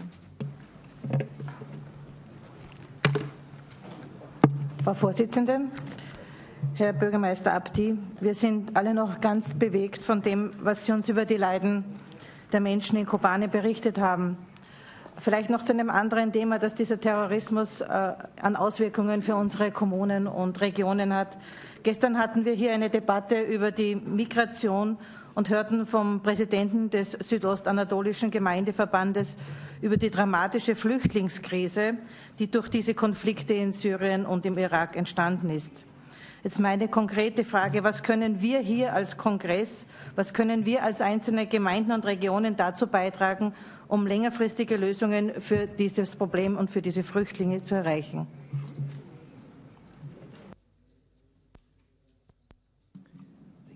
Thank you, Mrs. Kiefer. And now, Mr. Yukami.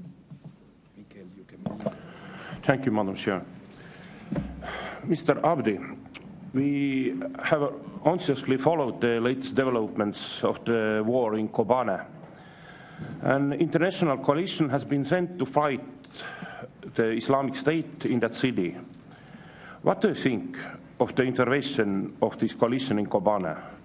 Was it necessary? And would you say that the help provided by the coalition has been decisive for the victory over the Islamic State in your city? Thank you. Thank you, Mr. Yurkami. And now, Mr. Testud. Madame la Présidente, chers collègues, hier, la délégation française a reçu nos amis de Kobané et ils nous ont fait, bien entendu, la description que nous avons eue tout à l'heure. Roland, le maire de Strasbourg, qui est aussi président de Cités Unies France, nous avons décidé d'appeler les collectivités territoriales françaises à donner une aide d'urgence pour la ville de Kobané. Et je souhaiterais que les délégations présentes ici fassent la même chose de façon à permettre d'avoir des fonds pour reconstruire tous les équipements publics des services de la ville de Kobané. Il faut également que nous agissions auprès de nos gouvernements et auprès de la Commission européenne pour que des fonds importants soient levés pour reconstruire Kobané. Kobané est un symbole contre la barbarie et il faut montrer aux barbares qu'on n'a pas peur et qu'on va relever ce défi. Et ça sera, je crois, un très bel exemple pour nous. Au-delà de la compassion, il faut aussi engager des actions concrètes. Je voudrais également demander à nos amis de la délégation turque d'intervenir auprès des autorités turques pour que soit établi pleinement ce couloir humanitaire que demandent les élus de Kobané, que le gouvernement turc exerce bien entendu un contrôle de ce qui rentre et de ce qui sort, ça nous paraît tout à fait légitime, mais il faut bien entendu immédiatement activer ce couloir humanitaire. D'autant plus que la Turquie nous a annoncé que leur relation avec les Kurdes était en train de prendre une bonne initiative vers la paix, comme l'a fait l'Espagne avec les Basques et le Royaume-Uni avec l'Irlande. Et je crois que ça pourrait être un bon exemple pour avancer vers la paix. Et bien entendu, je souhaiterais que le Congrès engage une délégation pour rendre visite à nos amis de Kobané. Je m'excuse d'avoir été un peu long. Merci. Thank you, Mr. Testud.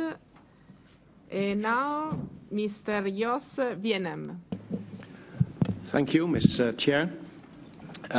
We heard Mr. Abdi, the mayor of Kobani, and the voice of a local administration of a municipality fighting against extremism and for survival. The authorities of this almost destroyed city faces challenges that we cannot imagine. Their first task will be to create a safe place for the inhabitants of Kobani to return to their places. People must bury the dead in the ruins and clean up and rebuild the destroyed houses. Can we do anything for this community as a Congress? This municipality is a direct neighbor of a Council of Europe member state, Turkey. We know from the press and from Mr. Abdi and by his speech not only how difficult the situation is, but also that the lifeline of this local community goes through Turkey. In the name of human rights and the defense against terror and extremism, we, as a Dutch delegation, we think that we should speak out as Congress of local and regional authorities in the Council of Europe and ask Turkey to open the border for help, facilities, water, food and supplies. And we want to propose the Bureau to add a resolution on this item to the agenda of tomorrow. We wish Mr. Abdi all the help he needs in the very difficult task in his city. Thank you, Mr. Vienem. And now, Mr. Mark Cole. Oui, Madame la Présidente, Monsieur le maire, moi je voudrais encore rendre hommage aux citoyens de Kobané qui, avec un courage extraordinaire, ont combattu et encore combattu pour conserver leur liberté. Deux questions. Pourquoi est-ce que ce qui s'est produit à Kobané, où effectivement une résistance est organisée et a permis quelque part d'arrêter l'État islamique, ne s'est pas produit, en tout cas pas de la même manière ou avec le même succès, dans d'autres villes d'Irak ou de Syrie? Ma deuxième question, vous avez fait appel à notre aide et je partage ce qu'a dit M. Testu et d'autres qui sont intervenus avant moi. Il faut que tous dans nos villes et communes que nous représentons ici aujourd'hui, qu'on puisse donner des contributions pour aider à la reconstruction de votre ville. Mais est-ce qu'il y a un fonds de reconstruction qui a été créé dont vous avez comme maire et votre conseil municipal, je dirais, le contrôle de l'utilisation des moyens? Est-ce que le cas échéant, vous pourriez communiquer au Congrès? Mais comment concrètement, à qui on peut faire des versements qu'on est certain qui vous arrivent et qui servent à reconstruire votre ville? Thank you, Mr. Cole. And now, Mr. Molin. Thank you. First, I would like to thank you, Mr. Abdi, for coming to us to the Congress to inform us about the situation in Kobane. We have been very touched to listen to you. And I do understand that the international community has to assist you and give you the necessary aid. You told us about the necessity of opening humanitarian corridors into Turkey, and I can see that that is very important. Can you tell us more about the prospects of that? And also I would like to know what is the position of Turkey. Also, I'm wondering, are you receiving humanitarian aid now? I understand that it has taken time to get necessary aid. And my question is the international community aware of your needs? Thank you. Thank you, Mr. Molin. And then Mr. Galster. Liebe Kolleginnen und Kollegen hier im Kongress, die Aufgabe eines Bürgermeisters ist es, das Zusammenleben in seiner Kommune so zu organisieren, dass möglichst alle Bevölkerungsgruppen und alle Minderheiten und alle Menschen miteinander in friedlicher Art und Weise zusammenleben können. Was uns der Kollege Abdi aus Kobane gerade berichtet hat, ist genau das Gegenteil. Er hat erleben müssen, wie seine Stadt zerstört wurde, wie das Leben in seiner Stadt unmöglich wurde. Und ich glaube, es ist an dieser Stelle auch einmal notwendig, all denjenigen Menschen zu gedenken, die nicht nur gekämpft haben, sondern diesen Kampf auch mit ihrem Leben bezahlt haben. Auch das sollte man in dieser Minute, in diesem Bericht und in dieser Aussprache mit erwähnen. Wir, die deutsche Delegation, freuen uns auf das Zusammentreffen mit dem Herrn Bürgermeister heute Nachmittag am Rande der Gespräche. Und wir wünschen Ihnen an dieser Stelle schon mal für seine Stadt alles Gute und womöglich werden wir vielleicht auch gezielt Hilfe leisten. Thank you very much. And then Mr. Vergili. Evet, Sayın Başkan, Sayın Delegeler, hepinize saygılarımı sunarım. Öncelikle Kobane'de verilen bu büyük mücadele için verdikleri bu mücadelenin içerisinde bulunan belediye başkanı, değerli belediye başkanına da saygılarımı sunarım. Biz Türkiye'de Kobane'de nasıl bir mücadele olduğunu saat dakika izledik ve tüm üzüntülerimizi bu kardeşlerimizden paylaştık. Yalnız konuşmasında Türkiye devletiyle ilgili en ufak bir teşekkür veyahut da Türkiye'nin yaptıklarıyla ilgili en ufak bir bahis geçmedi. Ben Türkiye'de bir muhalefet belediyesi başkanıyım. Ve bizim öğrendiklerimize göre basından ve resmi raporlardan Türkiye askeri ve insani koridorları aştığını biz biliyoruz. Ama bu doğru mudur değil midir? Ben bu Sayın Başkan'a bunu soru olarak yöneltiyorum. Bunları net ve düzgün olarak cevaplandırmasını istiyorum. Türkiye'nin şu ana kadar Kobane'ye resmi rakamlara göre 11,5 milyon dolar, 835 tır insani yardım yaptığını biz resmi makamlardan öğrenmiş bulunuyoruz. Doğru mudur değil midir? Net olarak cevaplandırmasını istiyorum. Ayrıca Türkiye ile ilgili konuşmasında Türkiye Cumhuriyeti'ne teşekkür etmemesi siyasi sebeplerden midir? Veyahut da unutulmuş olarak bir geçiş midir? Bunu da net olarak söylemesini istiyorum. Bizim gönlümüz, bizim her zaman isteğimiz Kobane'nin yanındadır. Hatta Şu anda Türkiye Cumhuriyeti'nin Viyana programında Kobani'nin imar edilmesiyle ilgili Belediyeler Birliği'nin, İstanbul Büyükşehir Belediyesi'nin yardımları olduğunu ve bununla ilgili de her türlü işlemin yapılacağı basın tarafından ilan edilmektedir.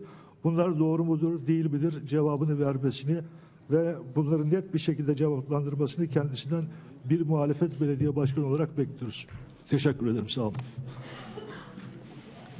Thank you, Mr. Virgili, and now Mr. Teşekkür ederim Sayın Başkan. Hasan Akgün, İstanbul Büyükçekmece Belediye Başkanı. İkinci kez konuşuyorum. Ben de konuşmacı arkadaşım gibi ben de muhalefet partisinden belediye başkanıyım.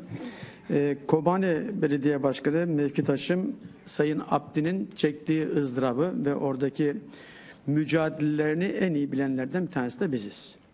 Burada bir bilgi kirliliği tespit ettim. Bunu özellikle vurgulamak istemek üzere söz aldım. İnsani yardım koridoru açık değilse 23 Mart 2015 tarihine kadar 835 tır yardım malzemesi Kobani'ye nasıl gitti? 2. Biz bütün vücudumuzla, bütün benliğimizle, inançlarımızla Kobani'nin yanında olduk. Ve olmaya devam ediyoruz. 3. Türkiye'de 2000 belediye var. Türkiye Belediyeler Birliği'nin ben yönetim kurulu üyesiyim. 9 Mart 2015 tarihinde özel oturumla Kobani'nin yeniden imar edilmesi için karar aldık tüm belediye başkanları olarak. Ve Kobani'ye yapılan yardım tutarı da arkadaşımın ifade ettiği 11,5 milyon dolara şimdilik geçmiş durumda. Biz Kobani'nin tümüyle imar edilmesi için bu kardeşlerimizin yanındayız ama ben de bir hem muhalefet belediye başkanı olmak sıfatımla beraber Türkiye'deki bir belediye başkanı olarak Sayın Abdi'nin sanki insani yardım koridoru yokmuş gibi, sanki Türkiye hiç yardım yapmamış gibi, sanki Kobani halkının tamamı Türkiye'ye sığınmış ve biz onları kucaklamış gibi kucaklamadığımızı ifade eder bir tutum davranmıştır. Ben herhangi bir şekilde sataşmak veya soru sormak durumunda değilim. Bunlar işin gerçekleridir. Türkiye Cumhuriyeti Devleti'nden bunlar teyit edilebilir. Biz Kobani halkının yanındayız. Kobani halkının mutluluğu ve zaferi için çalışmaya devam edeceğiz. Teşekkür ederim.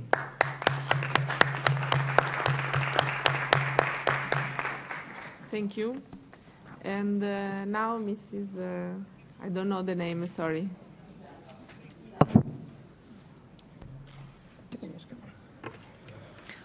Ben de divanı ve tüm delegasyonu sevgiyle, saygıyla selamlıyorum. Kobani Belediye Başkanlarımız da hoş gelin diyorum. Ayrıca Strasbourg Belediye Başkanımıza da teşekkür ediyorum daveti için. Ben aranıza yeni katılan Van İpekyolu Belediye Eş Başkanı Aygül Bidaf, Leyla Güven'in yerine buradayım. Selamlarını ileteyim hepinize. Şu algı burada olmaması lazım. Dün de bu yaşandı. Sanki BDP ayrı bir yerde, Türkiye ayrı bir yerde. Bu algı olmaması lazım. Delegasyonumuz, ben de Türkiye delegasyonu içerisinde buranın asil üyelerinden biriyim. Dündendir bu tarz üslup bize zarar veriyor. Türkiye delegasyonu açısından. Şu algı şöyle, Sayın Başkanım özel teşekkür diyor. Başkan konuşmasında şunu belirtti. Tüm yardım edenlere teşekkürler. O zaman tek tek tüm ülkelerin adını sayması lazımdı. Ki Türkiye sınırında ben kendim bir belediye başkanı olarak, biz Van'da 12 belediye başkanı ve oradaki koridorda, Suruç tarafında, sınırda günlerce bekledik, izledik, gördük ve bir ay önce de ben kendim heyetimle birlikte Kobani'ye geçtim. Taş üzerinden kalmamış. Evet ama yetersiz bu şey. Koridorlar var. Ama yetersiz. Bakın biz 12 belediye yardım götürdük. Başkan sizsiniz. Yardım götürdük. Biz oradaki koordinasyona teslim etmek zorunda kaldık. Suyu yoktu, elektriği yoktu, jeneratörle aydınlattılar. Biz kendimiz gittik gördük. Burada şu yanlış. Bugün Türkiye Belediyeler Birliği karar aldı. Değil mi? Tasfiye kararı. Oraya yardım. Bu hepimizin görevi. Yani şu algıyı kaldırmamız lazım heyet olarak. Türkiye bir tarafta, Heyetin içerisinde biz de varız. Biz burayı temsilen buradayız. Biz bu algıyı burada, bu dili, bu üslubu artık lütfen konuşmayalım. Benim ricam bu. Tüm buradaki hepimiz yerel yönetimlerdeyiz. Bakın ben şu anda birey olarak yaşam hikayemi anlatsam tam bir trajedi. Ama şunu söylüyorum. Bir barış grubu olarak gittim Türkiye'ye. Burada siyasi ilticaydım. Ve şu anda belediye başkanıyım. Bu barış sürecine bir katkı. Biz bunu kamuoyuna da böyle yansıtıyoruz. Şu anda sorun Kobani. Ve oradaki çocuklar, oradaki kadınlar ve kendimiz gittik. Sayın Enver Müslüm, lütfen şu tarafa geçmeyin. Patlamamış bombalar var. Patlamamış oradaki yeraltı mayınları var. Ki ülkeyi oraya dönen insanların kaç kişisi, çocuğu, kadını oradaki bu tuzaklarından öldüler. Yani biz burada bu şeyi oluşturmamız lazım. Burada ortak bir dili oluşturmadığımız sürece barış dili olması lazım. Biz hepimiz hep beraber Koben'in inşası için ben Sosyalist Parti grup toplantısına çağrı yaptım.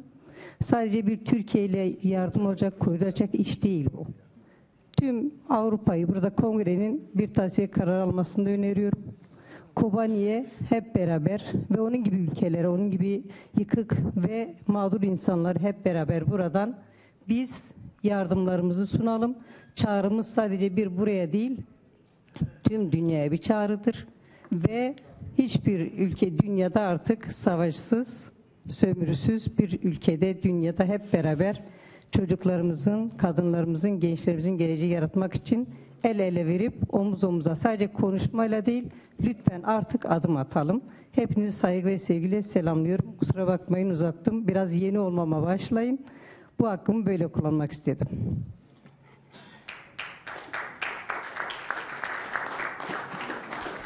Thank you, Mrs. Vidav. And now, Mr. Balaguzza.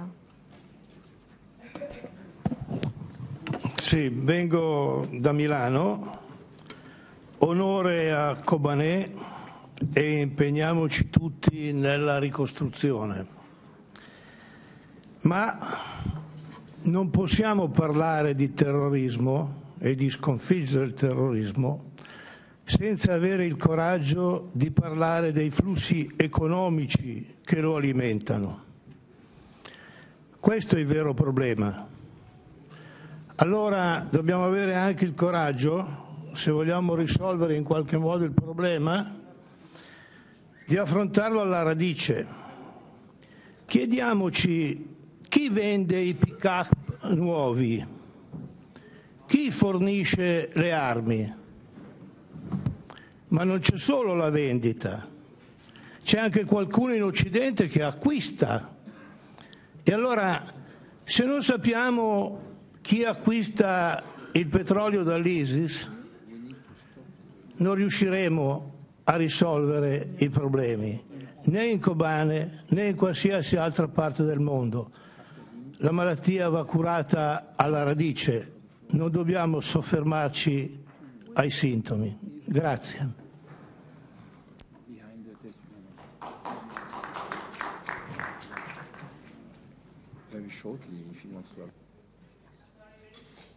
Sorry, very shortly, because we are in the end of... reply. Okay.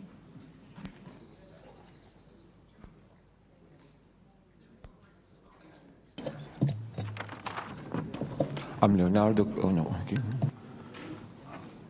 Dear Vice Presidents and Member of Congress, it's a great pleasure to have the opportunity to speak here. And it's also difficult to speak after Mustafa Abdi, the mayor of Kobani. The conflict in Syria will soon enter its 5th year. The situation has become a threat to the entire region's and world's peace and stability. We think that the regimes are the root cause of the chaos and extremism in Syria. The policies based on sectarianism and ethnic divisions trigger further instabilities and threats in the wider region. As part of international coalition Turkey has made it clear that the international coalition's air operations will not be enough.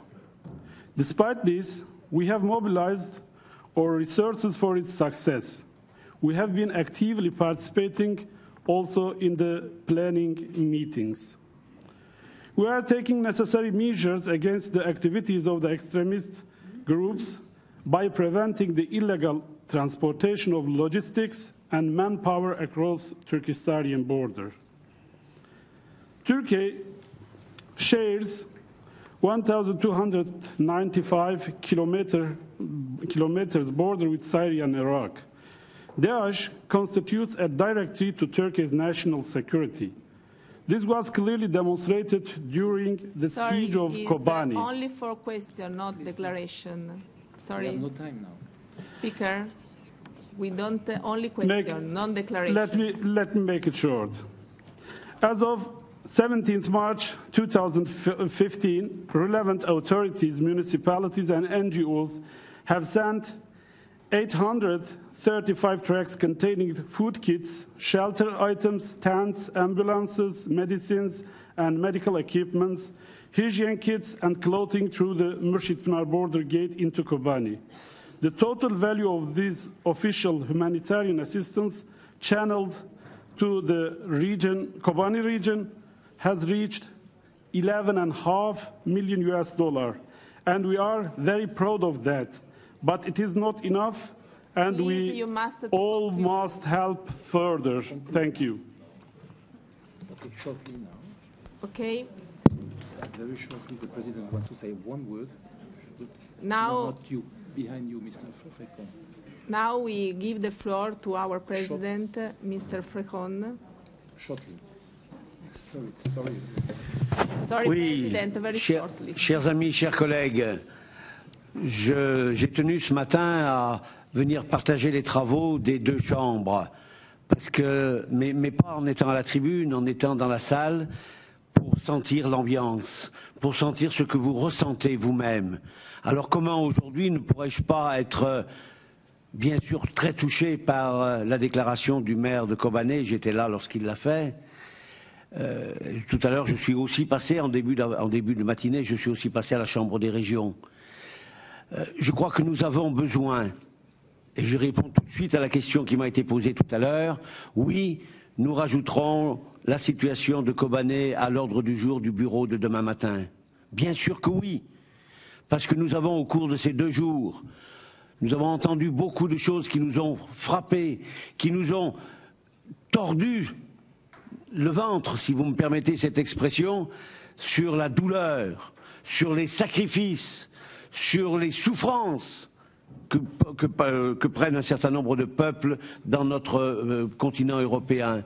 Alors bien sûr que nous parlerons de ceci, mais je voudrais dire que naturellement, si demain nous le mettons à l'ordre du jour, et je le mettrai à l'ordre du jour, c'est sûr, mais ça sera pour un appel au rassemblement, un rappel à la compréhension. Nous avons tous des histoires différentes. Aucun d'entre nous ne peut dire qu'il est totalement absent à un moment ou à un autre. Ça nous est arrivé à tous. Eh bien, nous devons, dans des circonstances comme ceci, nous devons nous rassembler. Voilà simplement ce que je voulais vous dire maintenant, et nous continuerons après.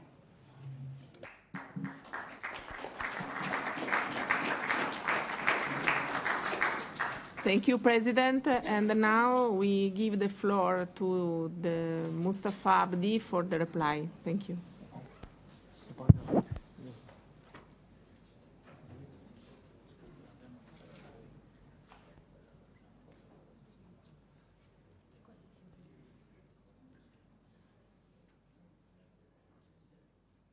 Combien de temps il a?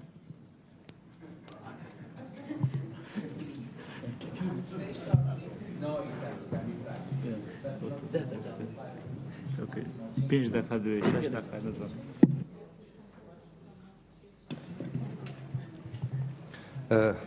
أيضا أقدم شكري لكافة المداخلات والأسئلة، ونشكر جمعكم الكريم هذا مرة ثانية.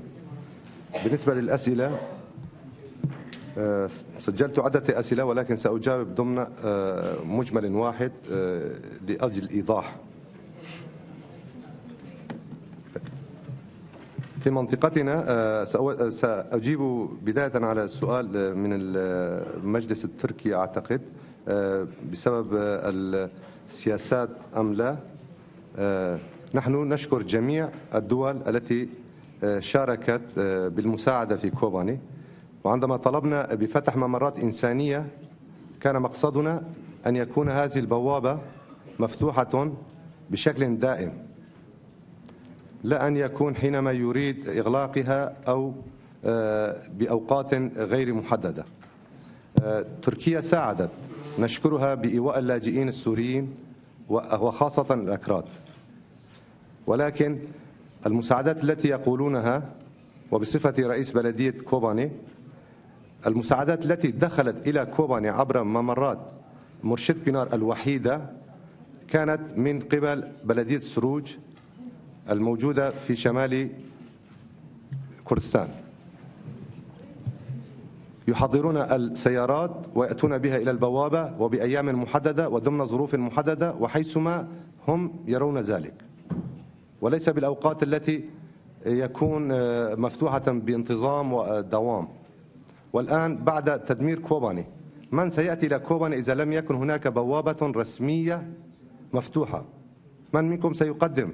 من سيشارك بالبناء إذا لم يكن هناك ضمانات من البوابة؟ 3 أطراف محاصرة، جهة واحدة فقط هي الدولة التركية.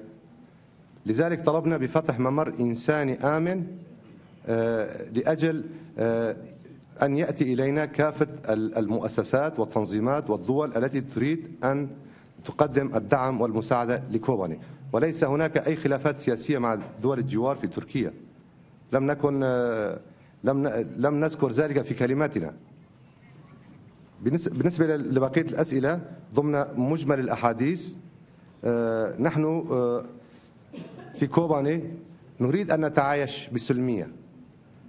نحن كأكراد كوباني أو أكراد غرب كردستان لسنا عشاقا للسلاح والدم، عانينا بما فيه الكفاية من النظام، وأيضا ضمن 4 سنوات من ما يسمى بالثورة السورية التي تحولت إلى عسكرة ولم يبقى لها أي مقاييس ثورية لأجل تغيير الأنظمة، وتبدلت القوى على الأرض وأنتم لا تلاحظون ذلك. تبدلت القوى من بداية الجيش الحر ثم إلى الراديكالية الإسلامية المتطرفة، وآخر شيء كان نتيجة ذلك هو داعش. نحن نريد التعايش السلمي في المدينة. كان لنا تجربة بسيطة بعد أن أمكننا تحرير مدينة كوباني. كان لنا تجربة بسيطة بإدارة أنفسنا، لم نكن محترفي ذلك. أردنا فقط أن ندير مناطقنا بالسلمية، إلا أنهم لم يشأ لهم للقوى التي لا تريد لنا بأن نتعايش سلميا، فهاجموا علينا من كافة الجهات الأخرى. هم لا يريدون لنا أن نقود مناطقنا بإدارتنا الذاتية، بل يحولون كل ذلك إلى قمع هذه الإرادة. وهنا نشكر مجلسكم الكريم بإعطاء الفرصة لنا وكافة الدول الذين تحدثوا بالنيابة عن بلدياتهم الذين تحدثوا هنا بمساعدة كوباني ونقاشاتها، وأشكر رئيس المجلس غدا أيضا له نقاشات. وآسف جدا عن عدم ترتيب الأسئلة لأجاوبها، وأشكركم جزيل الشكر.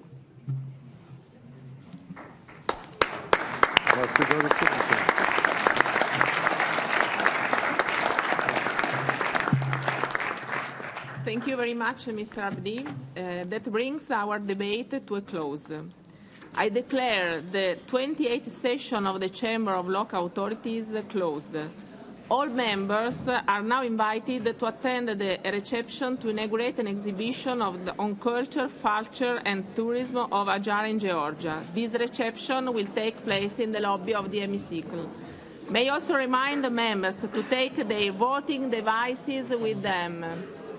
And all of you who have a pink voting device, return it to the Secretariat outside of this room. Thanks a lot.